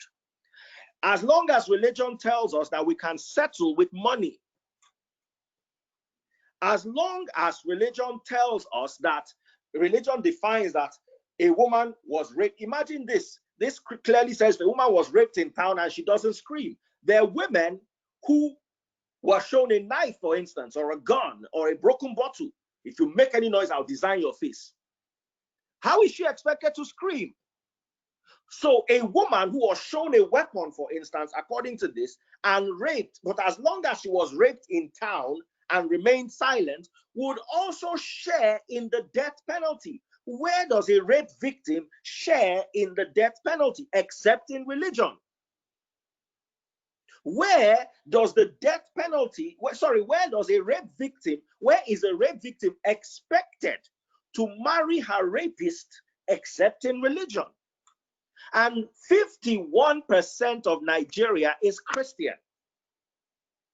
How do we expect to change, to offer a holistic change if we cannot deal with the little issues that involve this? I'll give you an example. Okay. Please. Okay. Just briefly, just 1 minute. 1 minute, please. Okay, very quickly. Today, Chris Oyakilome was on Instablog Niger saying that you are not a Christian if you cannot touch someone with COVID-19. He's there saying this. How does the government allow religion to have such power? We are in the middle of a contagion. The US has lost 100,000 plus, the UK 40,000 plus, Brazil 30,000 plus. Hundreds of thousands of people have died globally because of this pandemic. And a pastor is saying you are not a Christian if you are afraid to touch them. This so far has led me to the deduction that religion is way too powerful in Nigeria for our own good, especially for the good of women. Women were inherited according to religion. Job wanted to marry Rachel. They gave him Leah. He complained about it. 2 weeks later, they added Rachel as a bonus. Scriptural. Thank you, Daddy Priest. Thank you, sir. Daddy Priest, please. Thank you, sir. Thank you. Yeah. Please, you have the floor, please. Yeah, thank you, Professor Ademowo. And I see that you have brought together really passionate people. And in my own 2 minutes, I want to agree that things are happening. There is nowhere that I think we should moderate expectation, but we need to start measuring the impact of what we're doing collectively, knowing that this is just one of the many platforms. Once we're able to measure, I think, what we're doing and the impact of change, then we would see. But I don't think we should expect a drastic change. I was sharing on a platform that if in 10 years we get as high as 24% of the population, or 35, and that's probably how much we will get, that has shifted its position. That's a huge success. But we haven't started to measure that change. We should do that. That's one of the things I want to put forward. But I think also one of the strongest way change will happen is our communication. We must start to communicate that rape is a crime and it cannot be normalized. And once we start changing that narrative of non-normalization, where you would for the first time see a woman take her husband or family member to crime because her kid was molested because of her husband or the family, and you're seeing 1, 2, 5, we will start to see change. Where the universities truly continues to imprison its staff because there is this sex for grade, then we will start to see a change. So I think for us, it's small wins over time that would really make the difference, or we cannot stop. I think it was Kale that said that we just cannot stop. We are galvanizing motion. The noise is louder. The noise was not this loud last year. So we are galvanizing. And for those in the academia, you must write. I have checked in the publications, and the noise is not there in the publications. So there's still so many spaces where the noise is still not heard. So I think for me, that would be my words. The last thing I would want to say is the use of our language. We don't say rape victims, we say rape survivors. And that's also very important about the way we communicate. So once you start communicating rape is a crime, there's no excuse, there's no dressing people, and it becomes an educational communication. We will start to see that change. Thank you very much. Thank you so much. Thank you. I really appreciate it. Debbie Ariyo, where are you? Debbie. Modupe Debbie Ariyo. Okay, Dr. Ikpeze. Dr. Ikpeze, you have the floor. Yes, thank you. I thank everyone for wonderful contributions. It has been a robust discourse. Of my 2 minutes, I'll say that we need to streamline the sentencing guidelines in order to hold offenders responsible when they commit these terrible crimes. Then when it comes to the investigation and trial processes, with regard to time, there has to be a standardization of the processes so that time for investigation and trial is reduced. And again, the law enforcement officers should be stripped of the powers to settle certain criminal matters. Indeed, rape is not just a crime against a person, it's a crime against the state. And I do not see why a policeman who probably is not educated beyond the SSCE should be the one to determine who gets justice for rape or not. Then again, special purpose policies like the creation of sex offenders register in Ekiti should be widely encouraged. That method, in fact, Ekiti State is the shining light, is the beacon of light right now in Nigeria when it comes to issue of dealing with sex offenders, because I mean, this knows no high and mighty, it knows no connections. What they have been doing here has been very good, and commend the state government, especially the wife of His Excellency, who has been pushing that, and the Attorney General of Ekiti State, and then the FIDA, the Association of Female Lawyers. They have done very noble in this regard, and other branches of FIDA, other Attorney Generals could do well to learn from this. And then when it comes to sentencing, as of last night, I saw one of the latest additions to the sex offenders register, and it was a life sentence. The person is going to serve a life sentence for raping a 23-year-old woman. So I think it is high time that sentences should be used more as deterrents and not just as a matter of course. Then when it comes to the aggression and intimidation suffered by victims when they approach law enforcement, we had some of our panelists tell us, say, yes, it is true that victims do hear statements such as, "Are you the first person to be raped?" It is true that families do keep these things within the family, as it were.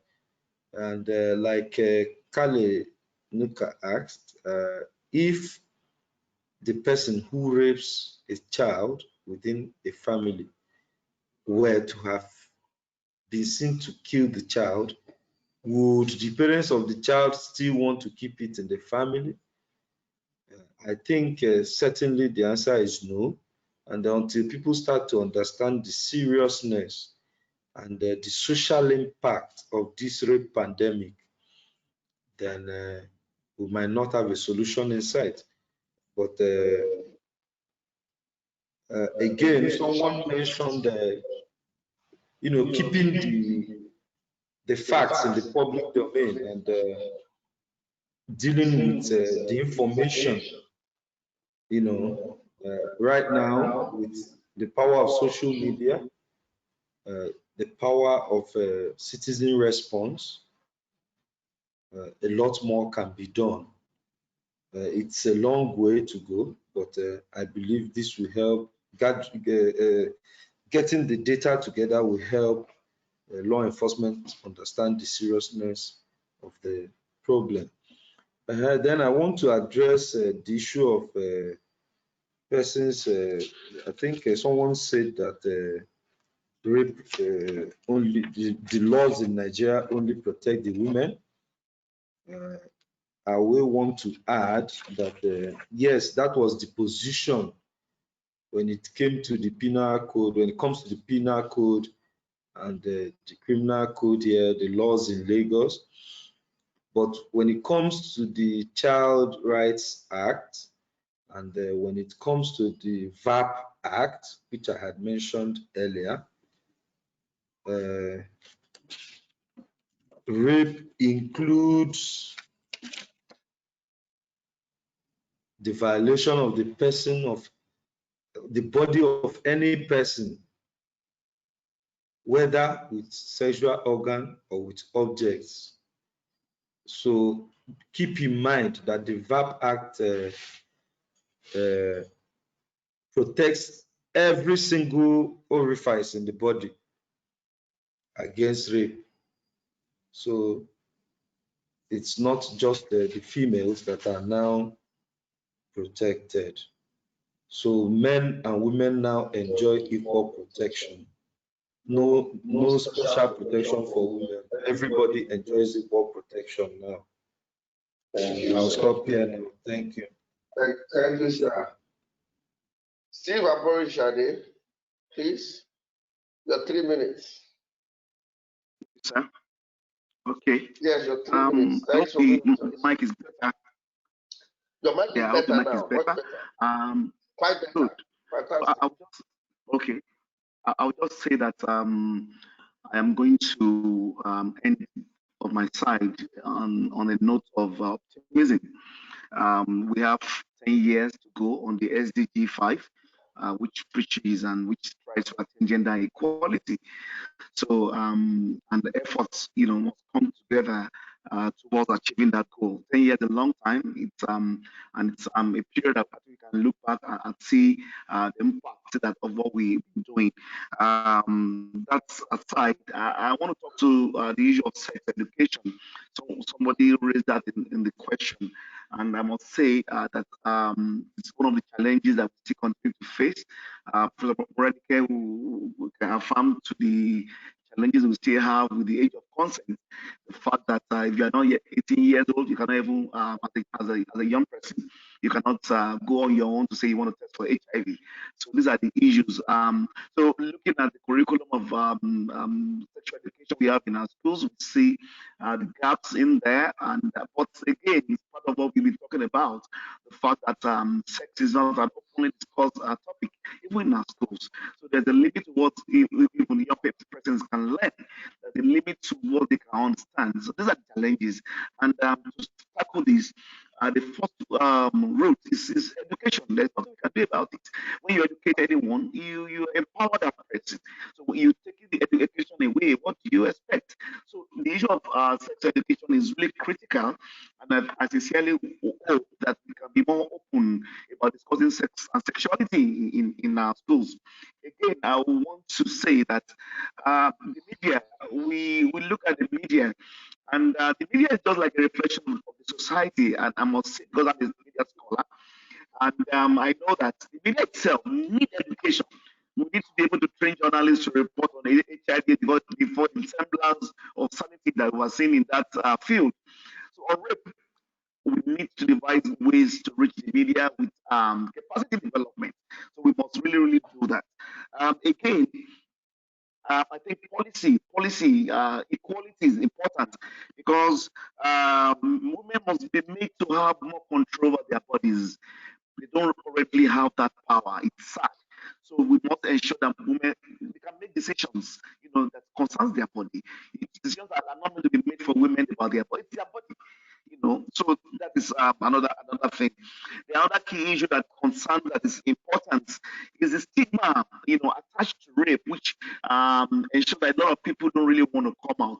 We have to find ways as a society, as a community, to tackle that as well. Again, I will mention, this will be my last point, and this has to do around the legal, trying rape cases. There's this evidential requirement of corroboration, which ensures that in cases of rape, do we have people who will be watching? We hardly have anybody there. So the court demands that there must be corroboration. That must be struck out. So we have to really advocate that we have to look at what we have as a society. If we really want change, if you really want change, we have to, really mean that we want change. Thank you so much for the opportunity to have a voice here, and I really appreciate this effort, and we must continue to do this. Thank you so much. Steve Aborisade, thank you so much. We really appreciate that contribution.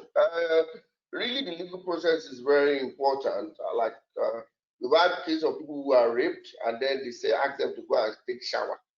When you are raped, you go and take shower, or you just go to nearby hospital, and then it's not a government recognized hospital, they might not take the medical report seriously, and do not agree to the idea of going to shower or go and clean your body. Go and clean, go clean, go clean, and then they wash everywhere off. I've been involved in the NGO that was really to handle such a case. Let's go to Kale. Nuka, Kale, your 3 minutes. Okay, thank you so Kale, much, sir. Yes. Thank you so much, sir. So I would like to round off with the talk about sex education in the curriculum in schools. So at AY Nigeria Goes to School, which is the NGO that I currently majorly volunteer with, we go to schools and we educate them. But then we don't want to just go there and just once and then it ends. So we've been working on encouraging schools to inculcate this sex education in their curriculum, because it's almost non-existent actually. So children need to know, even from the young age, that they can speak up when someone assaults them, that they can recognize a rapist or somebody that has the tendencies of raping them and talk to their parents. So sex education, and also in that process, from a young age, boys are taught, just like Mr. Steve said, boys are taught to respect women, boys are taught to know boundaries, boys are taught to know that no is no. So that is that about the sex education. And another thing that I wanted to talk about is what Dr. Ademowo just said about people going to wash themselves after being raped. I think that more people should be aware that if they want to have a really, really strong case in court, legally, they should have some form of evidence. So with that awareness, I think most people are not aware of that. So with that awareness, if someone falls victim, or if someone is a rape survivor, the person should be aware that, okay, what I need to do now, even if I'm confused, even if I can't look at myself, but I need to get to the hospital. I need to explain, what happened. I need to know that the hospital is a place where I can tell my truth, where I can tell somebody that this is what happened to me and I will not be judged. And this also puts responsibility on the doctors, on the nurses, on the people in the hospital, to know that there will be rape survivors. There will be people who would come in need for, because rape survivors, they don't only need medical assistance, they need emotional help at that particular point, acute emotional help at that particular point. So the doctors should be aware of it, more aware of it, that this thing is the reality and these are cases that we will treat.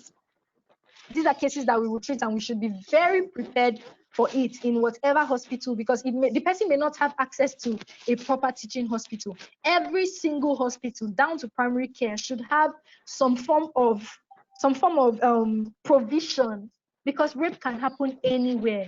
It can happen anywhere, and the person does not have to travel miles to get to a hospital where there are adequate provisions for a response to rape. And then I want to also talk about hospitals working in collaboration with the police.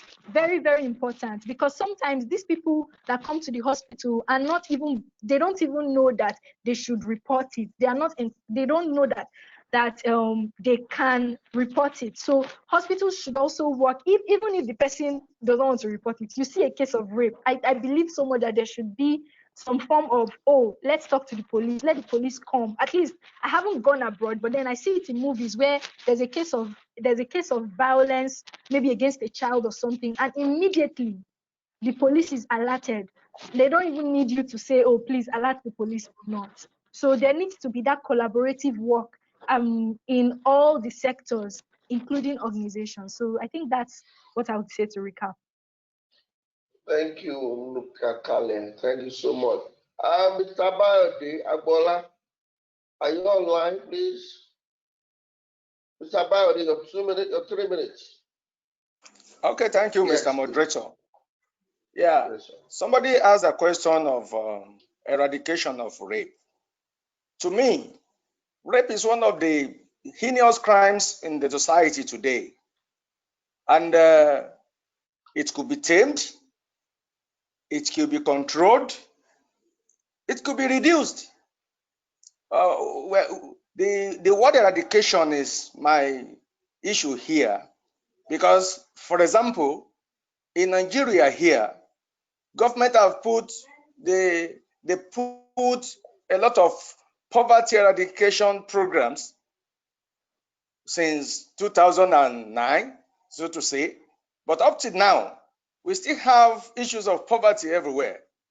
It could be controlled. So rape could be controlled. The onus is on every one of us. We have to rise up against these menace of rape. We have to stand up against it. We should stop victim blaming. Don't blame the victim. Stop victim blaming. We should have zero tolerance to rape. See it that is a bad situation in Nigeria, and let us see rape as bad. And aside from that, we should take on intersectional approach. We should be involved. We should be involved. We should not just listen to survivors. We should not laugh at them. We should not laugh at them. We should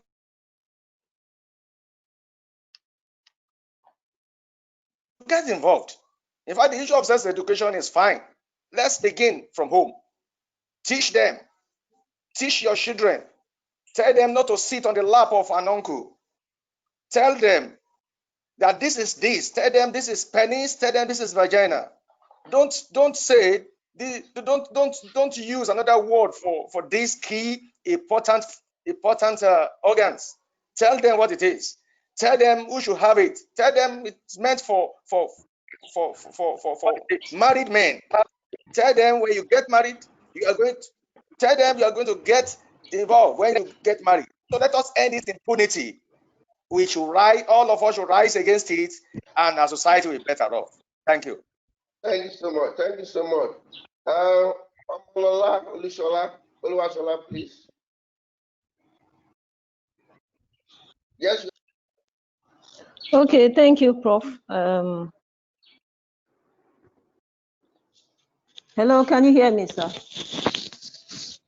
Am I audible there? Hello? So we can hear you. Am I audible there? Yes, yes, ma'am. Yes. Hello, can you hear me there? Yes, we can hear you. Hello? Ma'am. Am I audible there? Yes, Am I audible? we can hear you. Okay, good. Well, I'd like to respond first to one of the issues raised after the presentation that was directed towards the media, that survivors should look for how to prove their cases. Well, good enough is part of what I've already highlighted as part of the things I would recommend. Okay, now rape is a crime punishable by law, but then before anybody can succeed to bring the rapist to book, you must be able to prove it beyond reasonable doubt, because the court deals with evidence. Now, I think part of the things that are frustrating maybe the survivors is that they are unable to prove that they were actually raped. Now, I understand that there are procedures for even proving that you have been raped. It doesn't start with going to the hospital. I think the first step will be for you to go to the police station and report to a police personnel that you have been raped. And then even before the person goes, the person should not tamper with anything within the environment of the person that has just been raped, because those little things could count. In fact, if it's possible, you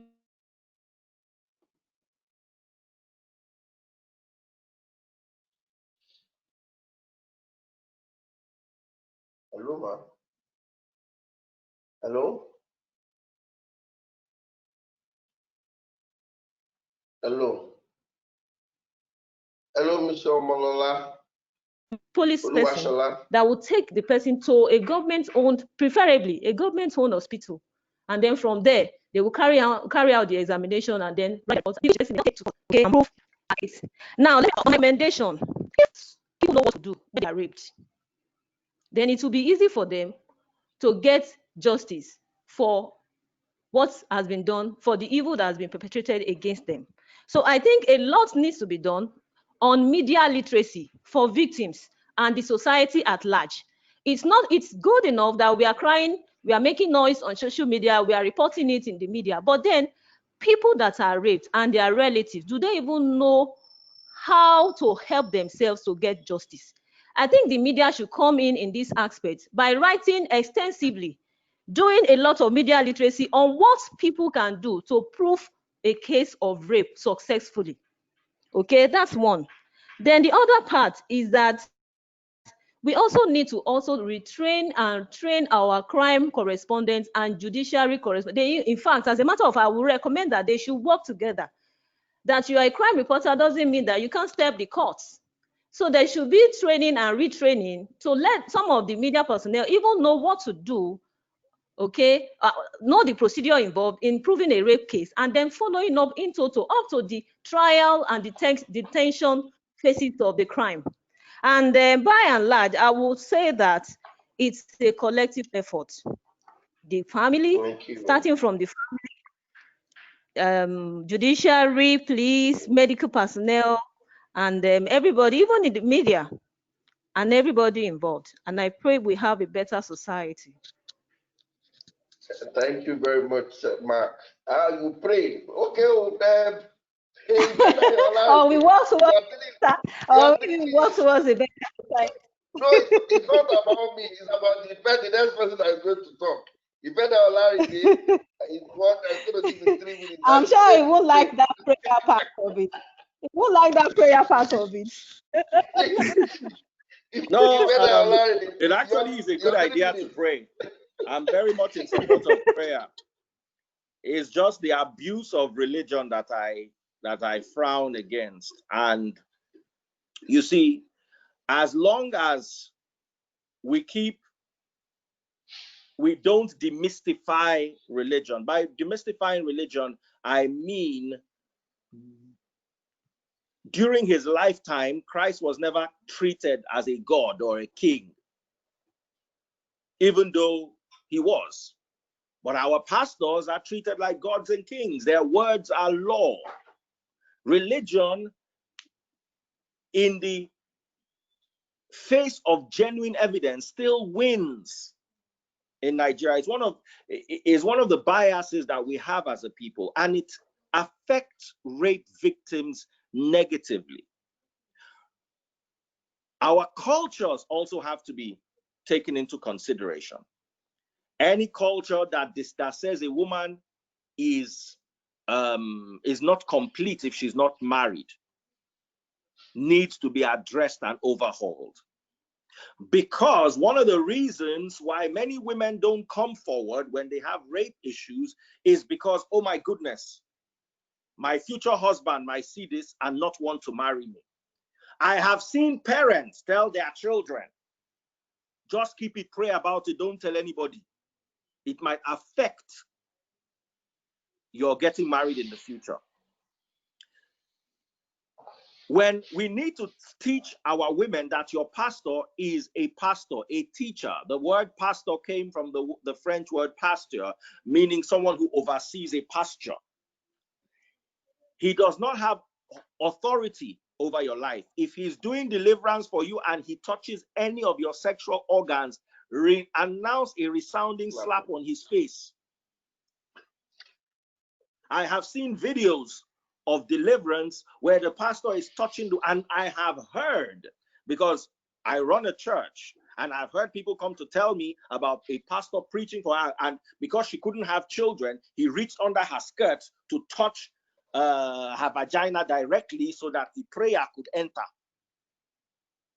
We have cases, I've had cases of, especially from Port Harcourt, where men will take their wives to pastors to sleep with so that the pastor opens her womb with the seed of God.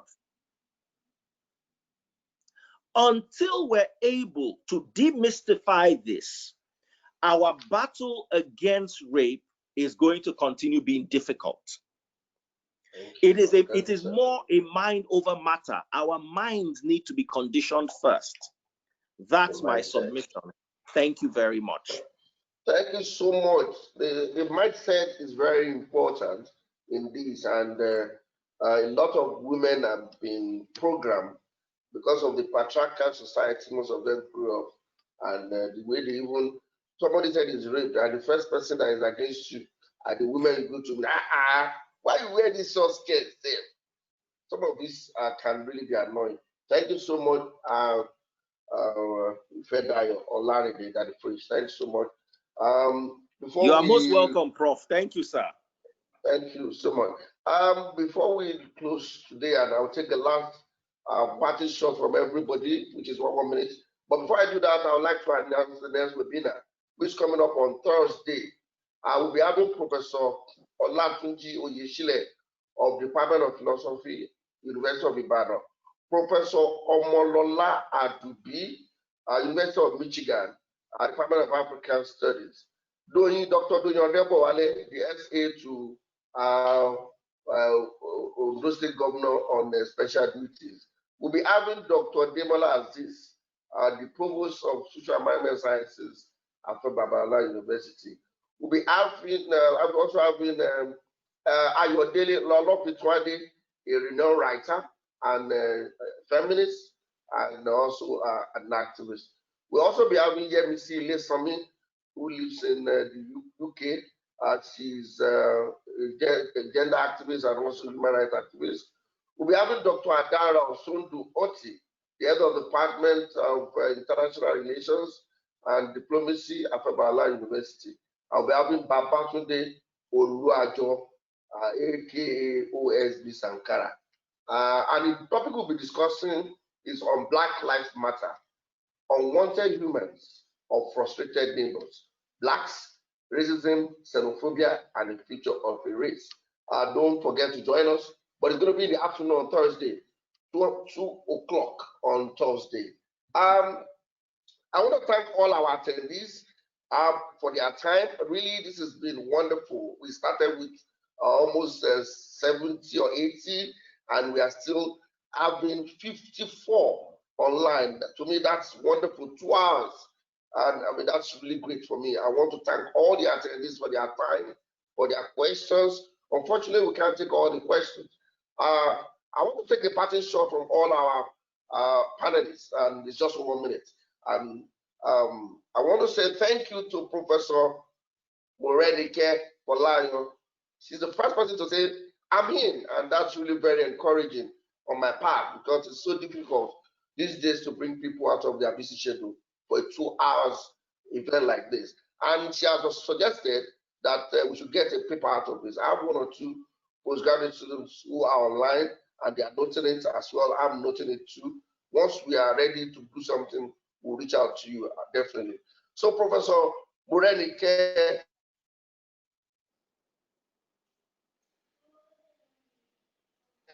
thank you so much for your time.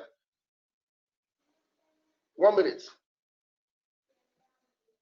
Hello, ma'am. You need to unmute. 1 minute. Yeah, you need to unmute me. Yes, I've unmuted. We can hear you now. Yeah, thank you. Thank you. Yes, my parting shot is to encourage every single person here, listeners as well as facilitators, to please speak up about rape in all your spaces. If you can do it this week, just start the conversation and encourage a conversation. You might change the perspective of one person. Thank you very much. I just also want to thank Bala Dale and Priscilla that are here, and I see that they are disseminating what you are already doing here. Thank you for doing that. Thank you, everybody. Thank you so much. Thank you so much. Thank you. Is Ariyo back online? No. Dr. Nnamdi Ikpeze, your parting shot, sir. Okay, thank you very much. I have to add quickly that on the issue of corroboration, issue of proof, some of us have raised here. Yes, under the old law, that is under the Repealed Evidence Act, corroboration was required. But presently under the law, corroboration is not an essential requirement for conviction. The evidence, the single evidence of the prosecutrix can be relied upon by any court to convict. However, if the victim is under the age of 14 years, the court could still convict on uncorroborated testimony if it has investigated and found as a fact that such a victim is intelligent enough to be sworn and to testify. Otherwise, some corroboration is required. So the problem of corroboration has, on the part of adults, been mostly solved, and there have been recent Court of Appeal decisions where uncorroborated testimony of the prosecutrix, the victim, was acceptable to the court and ground enough for conviction. So I needed to give us some heads up on that. Thank you very much. Thank you very much. Kale, your panel show 1 minute. Oh, hello, Steve. Steve, are you still there? Yeah, I'm here. Please, your party shot 1 minute, sir. 1 minute. Okay, I just want to thank you for I'm just thanking you for this effort, and I want to say that you have to continue. And again, I want to let people be aware of this service, the post-exposure prophylaxis that prevents survivors of rape from contracting HIV/AIDS, and across several medical facilities across the country. If you are experiencing, you know anyone that have experienced this, please direct them to access PEP. You know, in all the clinics is available, and I think it's free. In my own facility, it's free. So I'm assuming it's also free, you know, across. So at least we can prevent HIV as we fight for justice and equality for our women. Thank you so much. Thank you. Kale, you have the floor. Okay. Kale, you have the floor. 1 minute. Okay, I want to thank you, Dr. Ademowo, for this and for the opportunity to be here. And I've learned so much from every panelist. My parting word would be that everybody should speak concerning this thing. Everybody should take it as a responsibility to speak concerning it. And then I would also, I don't know if this is the place for me to react, but I want to also say that nobody is God. Be it pastor, parents, whoever.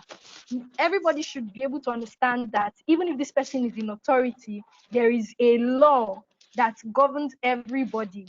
I don't know if you understand that. So whenever I hear that a pastor did this, it irritates me, because I think that it comes from the fact that we, the people, just like Daddy Freeze was saying, we have not, recognized that nobody is God. We are, all under, Christianity, quote and unquote. You understand? So that's what I would like to say.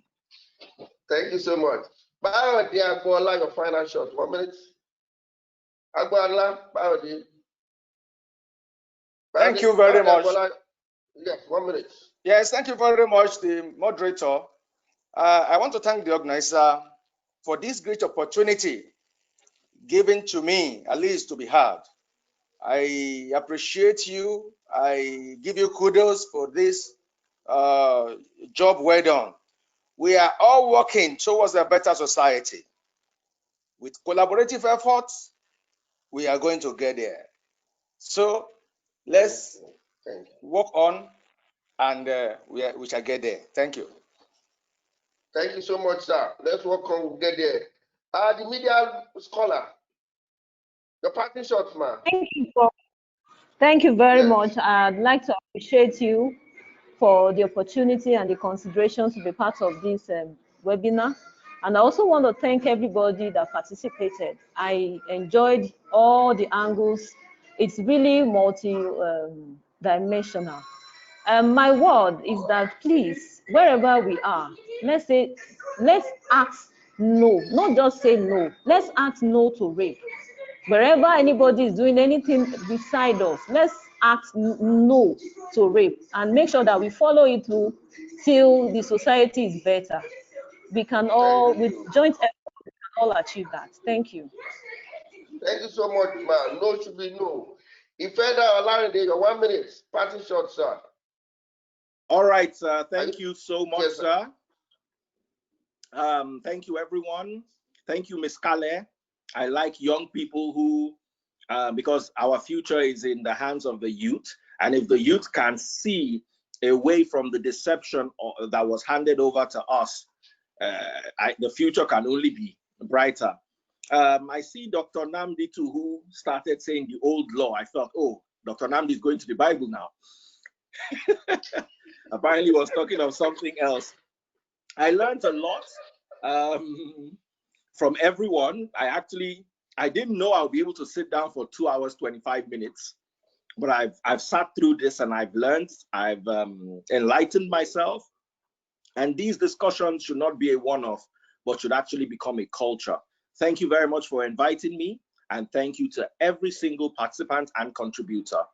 God bless you all. Thank you so much. Thank you so much. On this note, I want to thank all our attendees.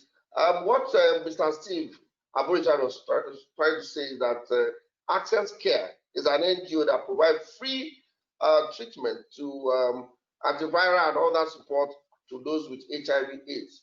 If you want the email of Steve Aborisade, please get in touch with me.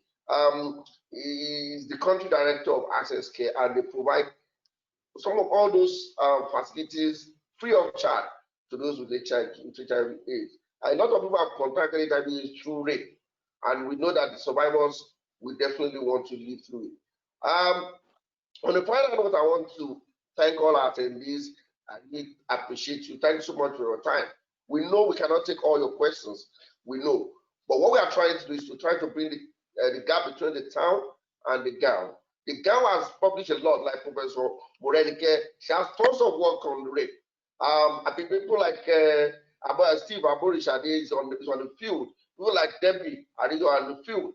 People like Dr. Nnamdi Ikpeze have done 1 or 2 works on how a rapist, on how the rape survivors can seek for justice. Kale and Nuka is on the field, trying to support and educate the young ones, and it's really very important. Mrs. Omolola Oluwasola, I've done a lot trying to see how the media can be involved in public education. Our works have been published in journals for promotion, but we need to get the public involved, and this is one of the reasons for this platform. Mr. Bayode Agboola is a sociologist, just like Ifedayo. Olarinde too is also a sociologist, and we want to see how society can get change. Why Ifedayo is doing is on the radio and through the media. Bayode Agboola is doing it in classroom. We want to change the narrative for better and for the best, because the future can only be better. Thanks to everybody for your time. Really appreciate you. Thursday is the time for us to take hashtag Black Lives Matter. And I said we are going to have Professor Omolola Oluwasola from University of Michigan, Professor Tunji Oyeshile, University of Ibadan, Lofi Tuade Ayodele, who is a renowned writer. Some of these people, you could just Google them. Doyode Wale is a first talker, a classist. You are going to enjoy the discussion. Join us on Thursday by 2 p.m. in the afternoon on 25th of June 2020. Until we meet on Thursday, thanks Professor Morenike, thanks Dr. Nnamdi Ikpeze, thank everybody, Mr. Steve Aborisade, thanks so much, thanks Nuka, thanks Ifedayo. I appreciate all of you. Thanks. Until we see next time, or we meet privately. Thanks so much. Have a wonderful day. Bye. Thank you. Bye. Bye.